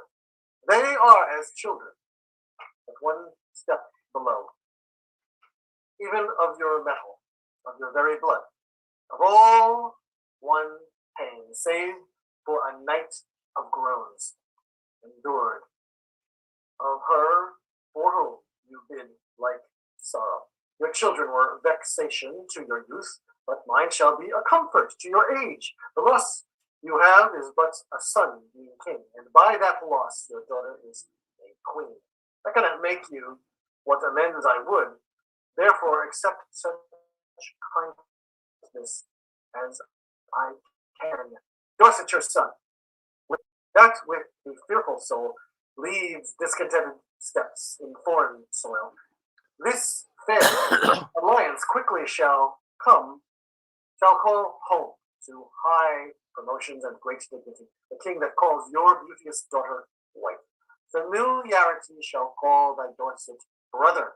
Again shall you be mother to a king, and all the ruins of distressful times repair with double riches of content. What, we have many goodly days to see. The liquid drops of tears that you had shed shall come again, transformed to orient curl. Advantage of interest of 10 times double gain of happiness. Go then, my mother, to thy daughter. Go. Be bold, make bold her bashful ears with your experience. Prepare her ears to hear a wooer's tale. Put in her tender heart the aspiring flame of golden sovereignty. Acquaint the princess the sweet, silent hours of marriage joys. And when this arm of mine hath chastised the petty rebel, dull-brained Buckingham, bound with triumphant garlands, will I come and lead thy daughter to a conqueror's bed, to whom I will retail my conquest won, and she shall sole victorious Caesar's Caesar. What were I best to say? Her father's brother would be her lord? Or shall I say her uncle, or that he slew her brothers and her uncles? Under what title shall I woo for thee, that God the Lord my honour and her love can make seem pleasing to her tender years? Infer fair England's peace by this alliance, which she shall purchase with still lasting war. Tell her the king that may command entreats, that at her hands which the king forbids. Say she shall be a high and mighty queen, to veil the title as her mother doth. Say I will love her everlastingly. But how long shall that title ever last? Sweetly enforce unto her fair life's end. But how long fairly shall her sweet life last? As long as heaven and nature lengthens it. As long as hell and Richard likes of it. May I, her sovereign, am her subject low. But she, your subject, loathes such sovereignty. Be eloquent in my behalf to her. An honest tale speeds best being plainly told. Then plainly to her tell my loving tale. Plain and not honest is too harsh a style. The reasons are too shallow and too quick. Oh, my reasons are too deep and dead, poor infants in their graves. Hark not on that string, madam, that is past. Harp on it still shall I, till heart strings break. Now by my George, my garter, and my crown. Profaned, dishonoured, and the third usurped. I swear. By nothing, for this is no oath. Thy George profaned hath lost his lordly honour. Thy garter blemished, pawned his knightly virtue. Thy crown usurped, disgraced his kingly glory. If something thou wouldest swear to be delivered, swear then by something that thou hast not wronged. Then by myself. Thyself is self-misused. Now by thy word. 'Tis full of thy foul wrongs. My father's death. Thy life hath it dishonoured. Why then, by God. God's wrong is most of all. If thou didst fear to break an oath with him, the unity the king my husband made, thou hast broken all my brother's pride. If thou hadst feared to break an oath by him, the imperial metal circling now thy head hath graced the tender temples of my child, and both the princes had been breathing here, which now to tender bedfellows dust. Thy unbroken faith hath made the prey for worms. What canst thou swear by now? The time has come. That thou hast wronged in the time over the past. For I myself have many tears to wash hereafter time, for time past wronged by thee. The children live whose fathers thou hast slaughtered, ungoverned youth to wail in it their age. The parents live whose children thou hast butchered, old barren plants to wail it with their age. Swear not by time to come, for that thou hast misused ere used by times ill used over the past. As I intend to prosper and repent, so thrive I in my dangerous affairs of hostile arms. Myself confound heaven and fortune, bar me happy hours. Day, yield me not thy light storm night. thy rest, be opposed, and to be opposite all planets, but to with dear heart's love, immaculate devotion, holy thoughts, I tender not thy beauteous princely daughter. In her consists my happiness and thine. Without her follows to myself and thee, herself the land, and many a Christian soul. Death, desolation, ruin, and decay cannot be avoided but by this. It will not be avoided but by this. Therefore, dear mother, I must call you so.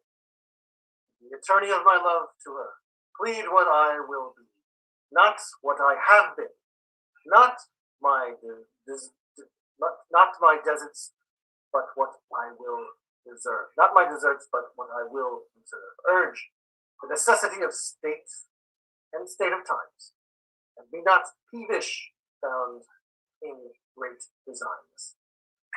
Shall I be tempted of the devil thus? Aye, if the devil tempt you to do good. Shall I forget myself to be myself? Aye, if yourself's remembrance wrong with yourself. Yet thou dost kill my children. But in your daughter's womb I bury them, where in that nest of spicery they will breed cells of themselves to your recomforture. Shall I go win my daughter to thy will? And be a happy mother by me. I go. Write to me very shortly, and you shall understand from me her mind. Bear her my true love's kiss. So farewell. Relenting fool and shallow changing woman. Now, what's news? We have Mark. Could you read Radcliffe, please? My gracious sovereign, on the western coast rideth a puissant navy. To the shore throng many doubtful, hollow-hearted friends, unarmed and unresolved to beat them back.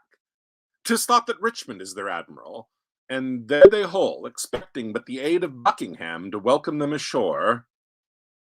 Some lightfoot friend post to the Duke of Norfolk. Radcliffe, thyself, or Catesby? Where is he? Here, my good lord.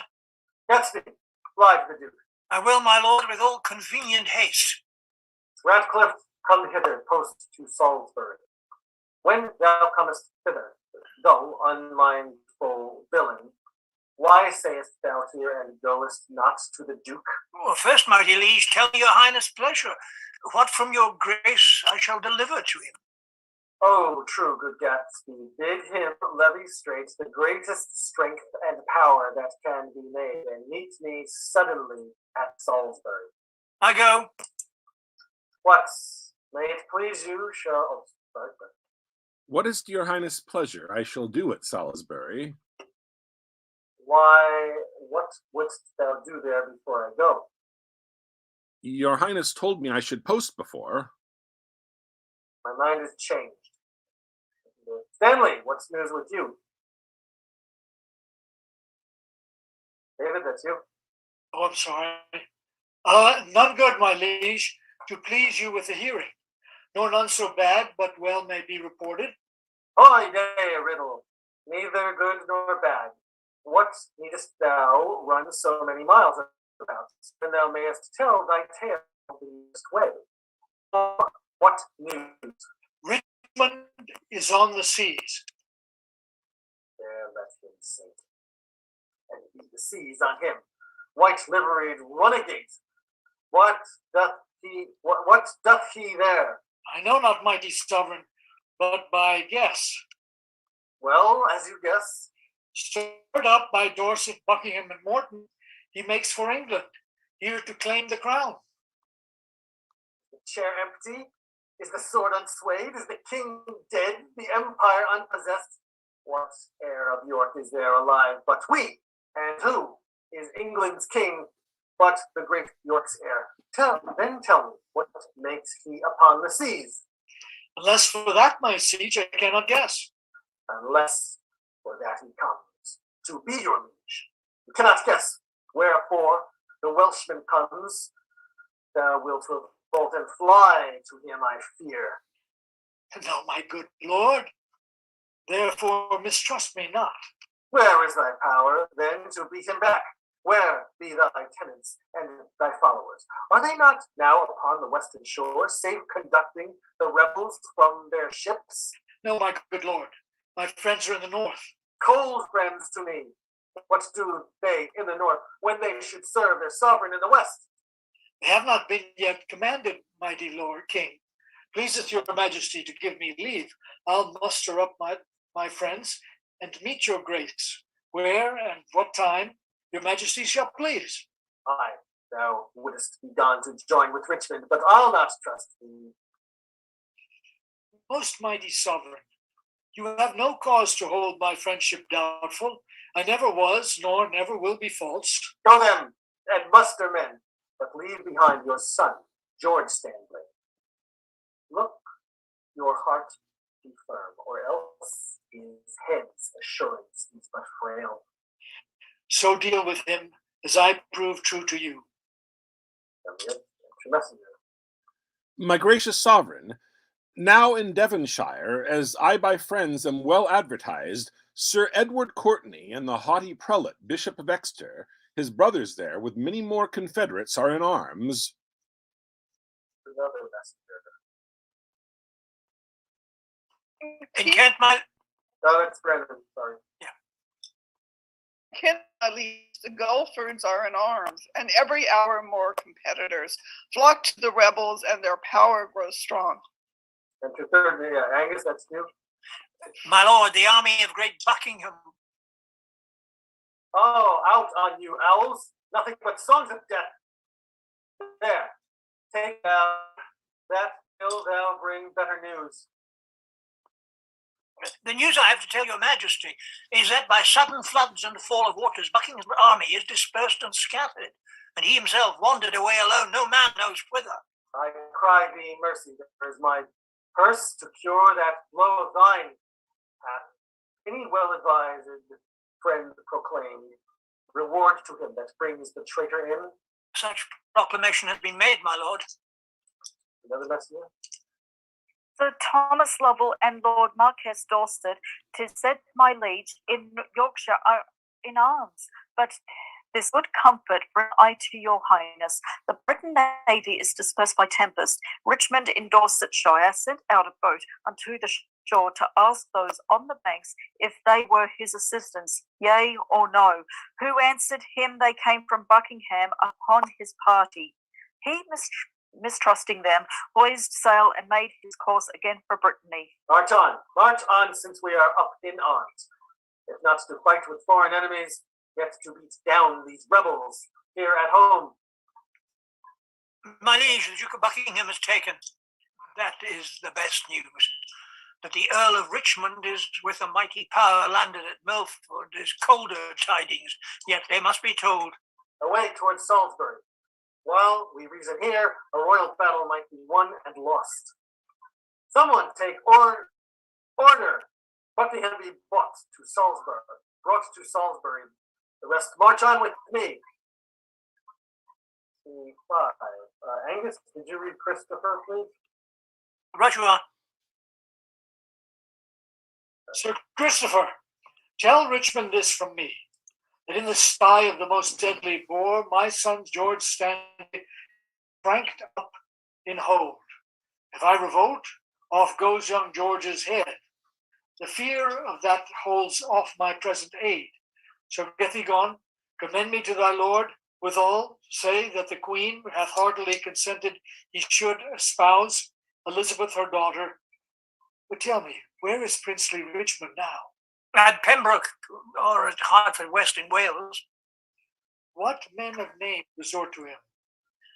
Sir Walter Herbert, a renowned soldier, Sir Gilbert Talbot, Sir William Stanley, Oxford, redoubted Pembroke, Sir James Blunt, and Rice ap Thomas, with a valiant crew, and many other of great name and worth. And towards London they do bend their power, if by the way they be not fought withal. Well, hie thee to thy lord. I kiss his hand. My letter will resolve him to my mind. Farewell.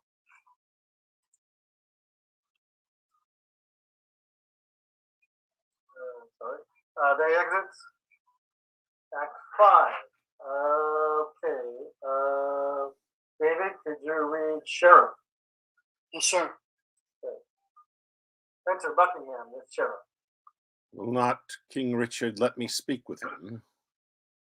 No, my good lord. Therefore be patient. Hastings and Edward's children, Rivers Grey, holy King Henry, and thy fair son Edward Vaughan, and all that have miscarried by underhand corrupted foul injustice, if that your moody discontented souls do through the clouds behold this present hour, even for revenge mock my destruction. This is All Souls' Day, fellows, is it not? It is. Why, and All Souls' Day is my body's doomsday. This is the day that, in King Edward's time, I wished might fall on me, and I was found false to his children or his wife's allies. This is the day wherein I wished to fall by the false faith of him I trusted most. This All Souls' Day to my fearful soul is the determined respite of my wrongs. That high all-seer that I dallied with hath turned my feigned prayer on my head, and given in earnest what I begged in jest. Thus doth he force the swords of wicked men to turn their own points on their masters' bosoms. Now Margaret's curse is fallen upon my head, and he, quoth she, shall split thy heart with sorrow. Remember, Margaret was a prophetess. Come, sirs, convey me to the block of shame. Wrong hath but wrong, and blame the due of blame.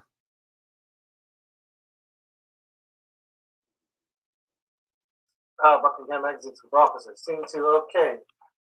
Angus, could you read Richmond? Brandon, could you read Oxford? Mark, could you read Herbert? And Missy, could you read Blunt? Sure. Okay, here we go.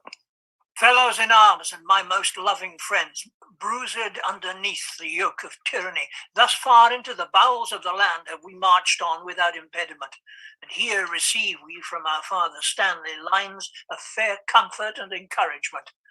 The wretched, bloody, and usurping boar that spoiled your summer fields and fruitful vines swells your warm blood like wash, and makes his trough in your emboweled bosom. This foul swine is now even in the centre of his isle, near to the town of Leicester, as we learn. From Tamworth thither is but one day's march. In God's name, cheerly on, courageous friends, to reap the harvest of perpetual peace by this one bloody trial of sharp war. Every man's conscience is 1,000 men to fight against this guilty homicide. I doubt not but his friends will fly to us. He hath no friends, but what are friends for fear, which in his dearest need will fly from him? All for our vantage. Then in God's name march. True hope is swift and flies with swallows' wings. Kings it makes gods, and meaner creatures kings.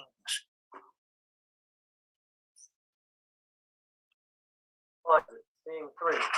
Okay, this is going to be fun. Okay, let's see. Go right down the line here. Let's read Blunt. Angus, could you read Surrey? Brandon, could you read Norfolk? Oh wait, who is Richmond? Who is Richmond? Angus, actually.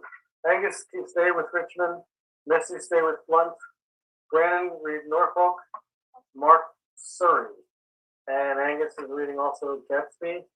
Oh, he's reading Radcliffe. We'll throw in Radcliffe. And the ghosts aren't talking to each other, so here's the order. Brennan, Edward, Angus, Henry, Mark, Clarence, Missy, Rivers, Ray, Brennan, Vaughan, Angus,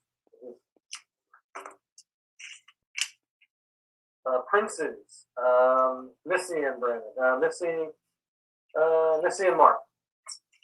What was that you wanted me to play? Sorry, just then? Ghosts, we're going down the ghosts. This is the scene with all the You ghosts. want me to be one of the princes, you said?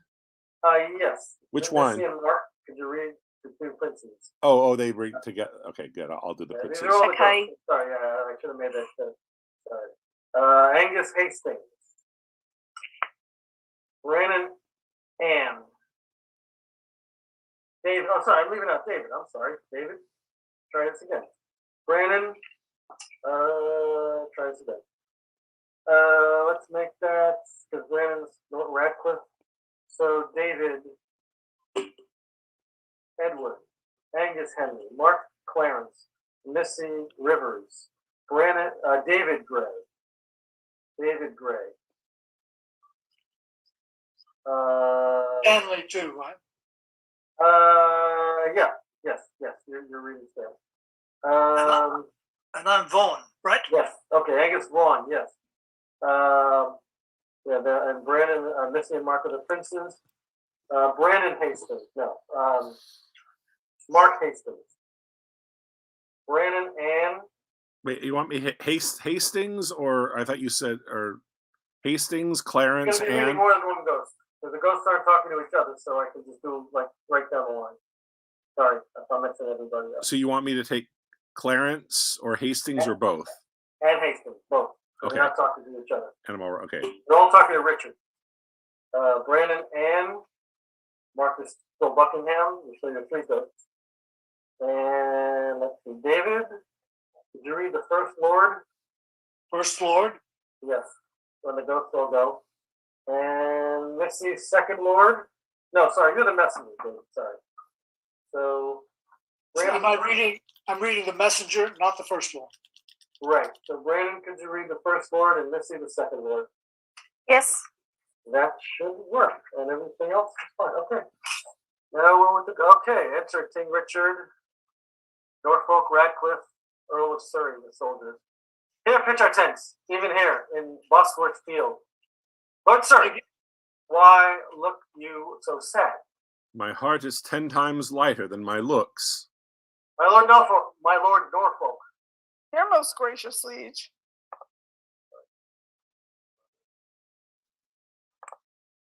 Norfolk, we must have knocks, must we not? We must both give and take, my loving lord. Up with thy tents, here will I lie tonight. But where tomorrow? Well, all's one for that. Who hath decried the number of the traitors? 6 or 7,000 in their utmost power. Why, our battalion trembles that account. Besides, the king's name is a tower of strength, which they upon the adverse faction want. Up with the tents, come, noble gentlemen, let us survey the vantage of the ground. Call for some men of sound direction. Let's slack no discipline. Make no delay, for lords, tomorrow is a busy day. Enter Richmond, Brandon, Oxford, Dorset, Luntz, and others. Am I Richmond? I think, yes, I think so. Okay. The weary sun has risen by the bright track of his fiery car, gives token of a goodly day tomorrow. Sir William Brandon, you shall bear my standard. Give me some ink and paper in my tent. I'll draw the form and model of our battle. Limit each leader to his several charge, and part in just proportion our small power. My Lord of Oxford, you, Sir William Brandon, and you, Sir Walter Herbert, stay with me. The Earl of Pembroke keeps his regiment. The good Captain Blunt, bear my good night to him, and by the second hour in the morning desire the Earl to see me in my tent. Yet one thing more, good Captain, do for me. Where is Lord Stanley quartered, do you know? Unless I have mistaken his colours much, which, well, I am assured I have not done, his regiment lies half a mile at least, south from the mighty power of the king. If without peril it be possible, sweet Blunt, make some good means to speak with him. and give him from me this most needful note. Upon my life, my lord, I'll undertake it, and so God give you quiet rest tonight. Good night, good Captain Blunt. Come, gentlemen, let us consult on tomorrow's business. Into my tent. The dew is raw and cold. Herbert Oxford always directed to the tent. Lieutenant Richard Radcliffe Norfolk Gatsby, Dave Catesby, and others. What's the 2 o'clock? It's supper time, my lord. It's 9 o'clock. I will not sup tonight. Give me some ink and paper. What is my beaver easier than it was? And all my armor laid into my tent? It is, my liege, and all things are in readiness. Good Norfolk, hie thee to thy charge. Use careful watch. Choose trusty sentinels. Go, my lord. Stir with the lark tomorrow, gentle Norfolk. I warrant you, my lord. Shakespeare, My lord? send out a pursuivant at arms to Stanley's regiment. Bid him bring his power before sun rising, lest his son George fall into the blind pain of eternal night. Fill me a bowl of wine. Give me a watch. Saddle white Surrey for the field tomorrow. Look, that's my stays. Look, that's my stays. Be sound, but not too heavy. Radcliffe. My lord? Sawest thou the melancholy Lord Northumberland? Thomas the Earl of Surrey and himself, much about cockshot time from troop to troop, went through the army cheering up the soldiers. So, I am satisfied. Give me a bowl of wine. I have not that alacrity of spirit, nor a cheer of mind that I was wont to have. Set it down. Is ink and paper ready? It is, my lord. Bid my guard watch. Leave me, Radcliffe, without the mind of night. Come to my tent and help on me. Leave me, I say.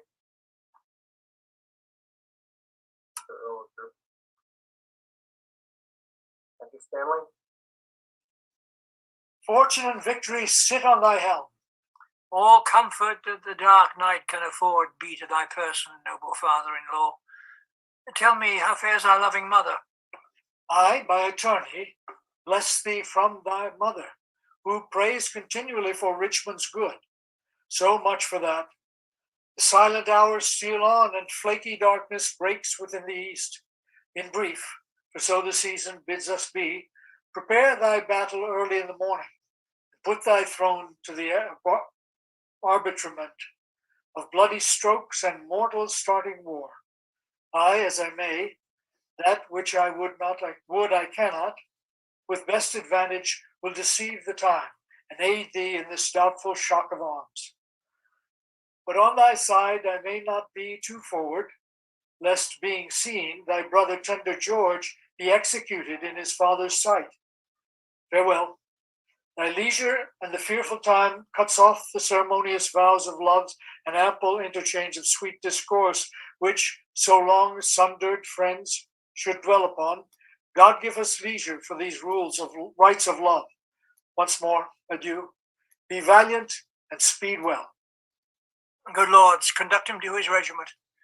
I'll strive with troubled thoughts to take a nap, lest leaden slumber peeve me down tomorrow, when I should mount with wings of victory. Once more, good night, kind lords and gentlemen. O thou, whose captain I account myself, look on my forces with a gracious eye. Put in their hands thy bruising irons of wrath, that they may crush down with a heavy fall the usurping helmets of our adversaries. Make us thy ministers of chastisement, that we may praise thee in the victory. To thee I do commend my watchful soul, ere I let fall the windows of mine eyes. Sleeping and waking, O defend me still. Enter Ghost of Young Prince Edward, son Harry VI. Let me sit heavy on thy soul tomorrow. Think how thou stabbest me in my prime of youth at Tewkesbury. Despair, therefore, and die. Careful, Richmond, for the wronged souls the butchered princes fight in thy behalf. King Henry's issue, Richmond comforts thee. When I was mortal, my anointed body by thee was punctured full of deadly holes. Think on the Tower and me, despair and die. Harry the Sixth bids thee despair and die. Virtuous and holy be thou conqueror. Harry that prophesied thou shouldst be king doth comfort thee in thy sleep. Live and flourish. Let me sit heavy on thy soul tomorrow, I that washed to death with fulsome wine poor Clarence, by thy guile betrayed to death. Tomorrow in the battle think on me, and fall thy edgeless sword, despair and die.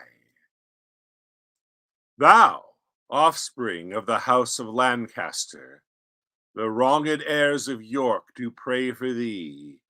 Good angels guard thy battle. Live and flourish. Let me sit heavy in thy soul tomorrow, rivers that died at Pomfret, despair and die. Think upon Grey, and let thy soul despair. Think upon Vaughan, and with guilty fear let fall thy lance, despair and die. Oh, Awake and think our wrongs in Richmond's bosom will conquer him. Awake and win the day. Bloody and guilty, guiltily awake, and in a bloody battle end thy days. Think on Lord Hastings, despair and die. Quiet, untroubled soul, awake, awake. Arm, fight, and conquer, for fair England's sake. Richard, thy wife, thy wretched Anne, thy wife that never slept a quiet hour with thee, now fills thy sleep with perturbations tomorrow in the battle. Think on me, and fall thy edgeless sword, despair and die. Thou quiet soul, sleep thou a quiet sleep. Dream of success and happy victory. The adversary's wife does pray for thee.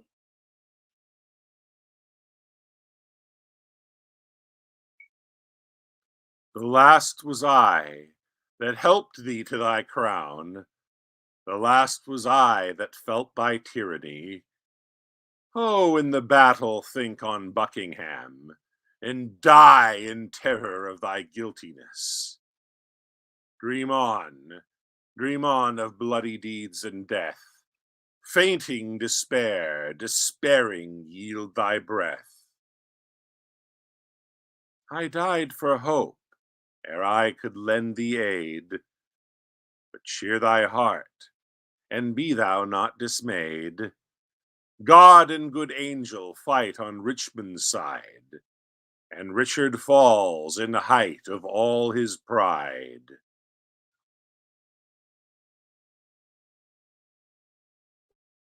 Another must find thy wounds adversity. I did but dream, the coward conscience. How dost thou afflict me? The lights burn blue. It is now maybe midnight. Cool, beautiful drops stand in my trembling flesh.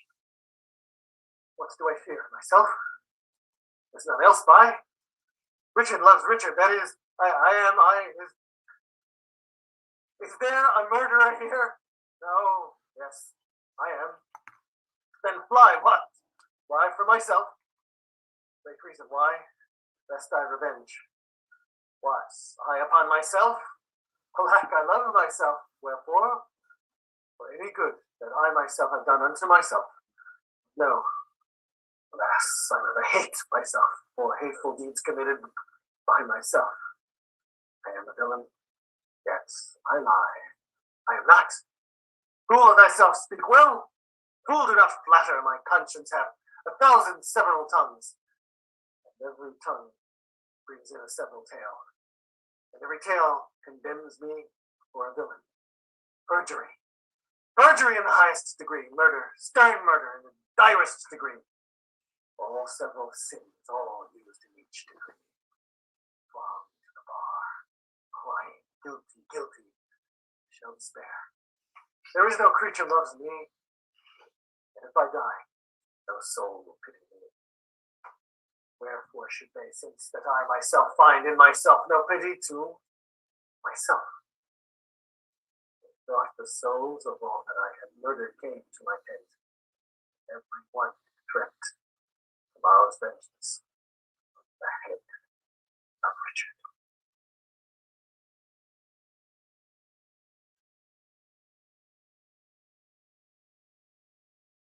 Who's Radcliffe? Take it. Okay. My lord. Sounds, who is there? Radcliffe, my lord, 'tis I.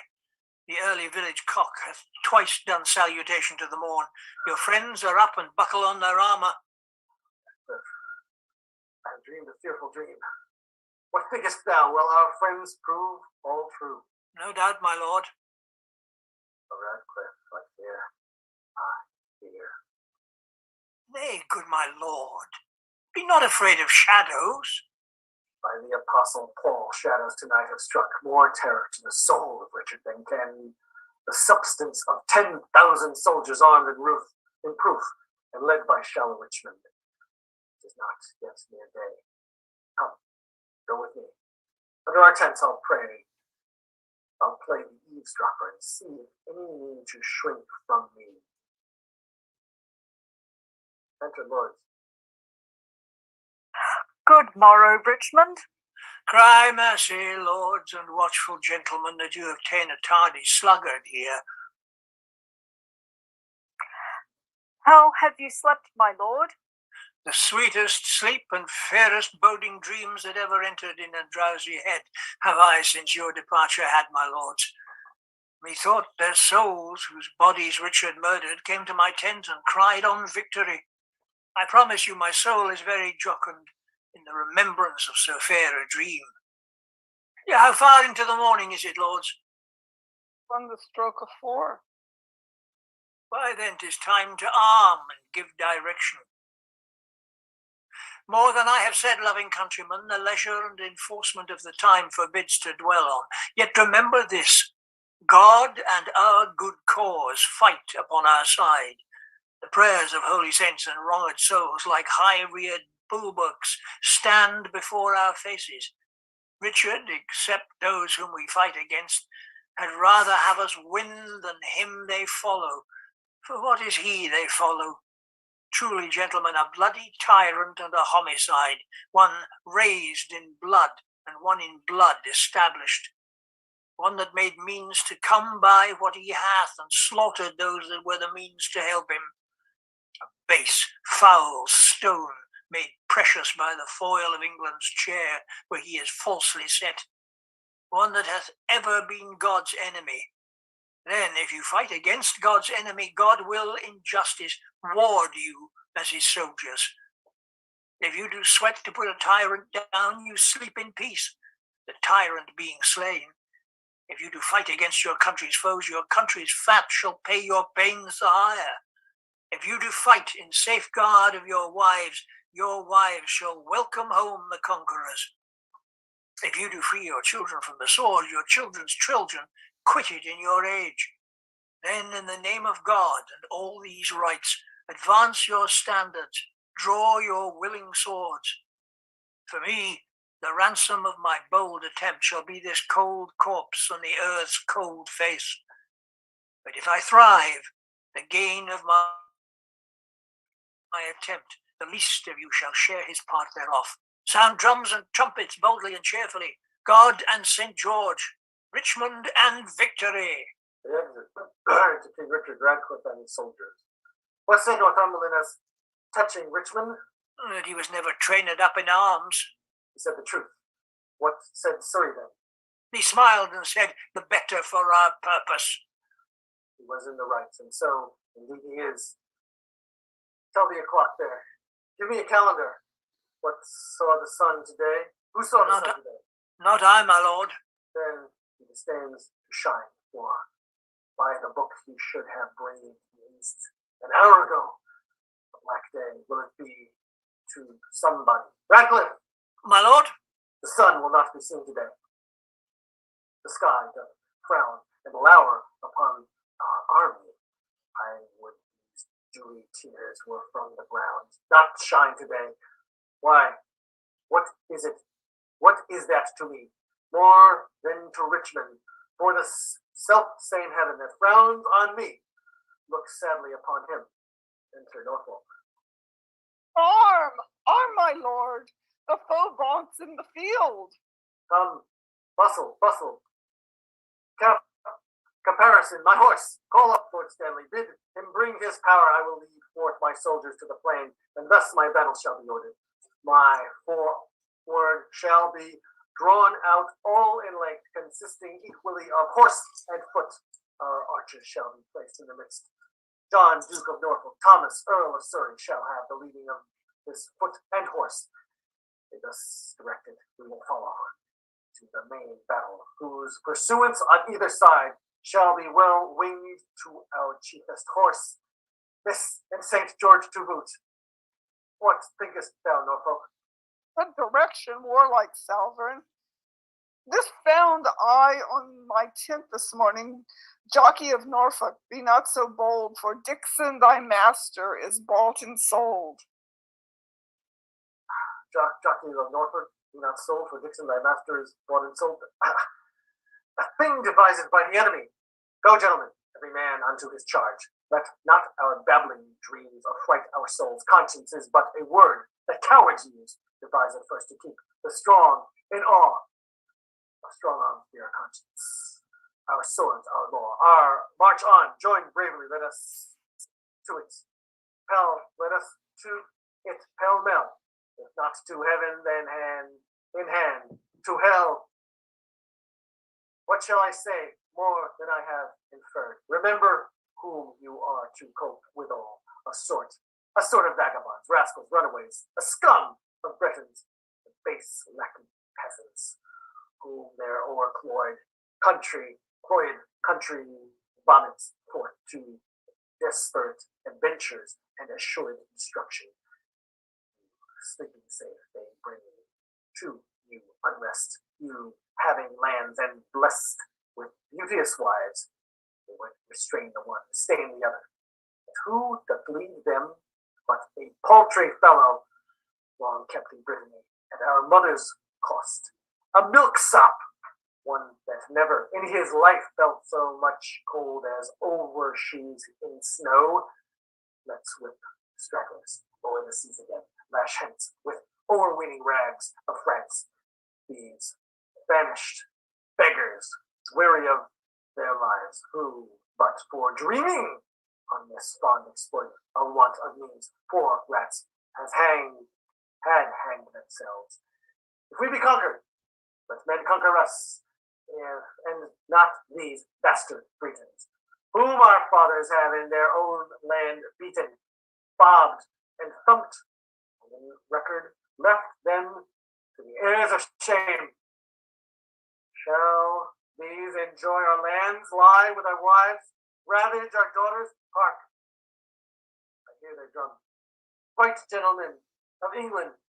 Fight, bold yeomen! Draw archers! Draw arrows to the head! Spin your proud horses hard and ride in blood! Amaze the welkin with your broken staves! What sayest, Lord Stanley? Will he bring his power? My lord, he doth Sorry. No, that's David. my lord, he doth deny to come. Off with his son George's head. My lord, the enemy has passed the march. After the battle, let George Stanley die. 1,000 hearts are great within my bosom. Advance our standard, set upon our foes our ancient word of courage. Fair St. George, inspire us with the spleen of fiery dragons. Upon them Victory sits in our helms. Scene 4. Excelsior, Gatsby. Rescue, my lord of Norfolk. Rescue, rescue! The king enacts more wonders than a man, daring and opposite to every danger. His horse is slain, and all on foot he fights, seeking for Richmond in the throat of death. Rescue, fair lord, or else the day is lost. A horse! A horse! My kingdom for a horse! Withdraw, my lord, I'll help you to a horse. Slave, I have set my life upon a cast, and I will stand the hazard of the die. I think there be 6 Richmonds in the field, 5 have I slain today instead of him. A horse! A horse! My kingdom for a horse! Scene 5. Mark, did you read Richmond? Richmond slain. Then retreat is sounded. Richmond exits. Body is removed. Enter Richmond. Earl of Surrey being buried the crown of lords and soldiers. God and your arms be praised, victorious friends. The day is ours. The bloody dog is dead. Courageous Richmond, well hast thou acquit thee. Lo, here this long usurped royalty from the dead temples of this bloody wretch have I plucked off, to grace thy brows withal. Wear it, enjoy it, and make much of it. Great God of heaven, say amen to all. But tell me, is young George Stanley living? He is, my lord, and safe in Leicester town, whither, if it will please you, we may now withdraw us. What men of name are slain on either side? John, Duke of Norfolk, Walter, Lord, Ferrers, Sir Robert Brackenbury, and Sir William Brandon. Inter their bodies as becomes their births. Proclaim a pardon to the soldiers fled, that in submission will return to us. And then, as we obtain the sacrament, we will unite the white rose and the red. Smile heaven upon this fair conjunction, that long have frowned upon their enmity. What traitor hears me and says not amen? England hath long been mad and scarred herself. The brother blindly shed the brother's blood. The father rashly slaughtered by his own son. The son compelled been butcher to the sire, and this divided York and Lancaster, divided in their dire division. Oh, now let Richmond and Elizabeth, the true succeeders of each royal house, by God's fair ordinance conjoin together. And let their heirs, God, if they will be so, enrich the time to come with smooth-faced peace. The smiling plenty and fair prosperous days, abate the edge of traitors, gracious Lord, that would reduce these bloody days again, and make poor England weep in streams of blood. Let them not live to taste this land's increase, that would with treason wound this fair land's peace.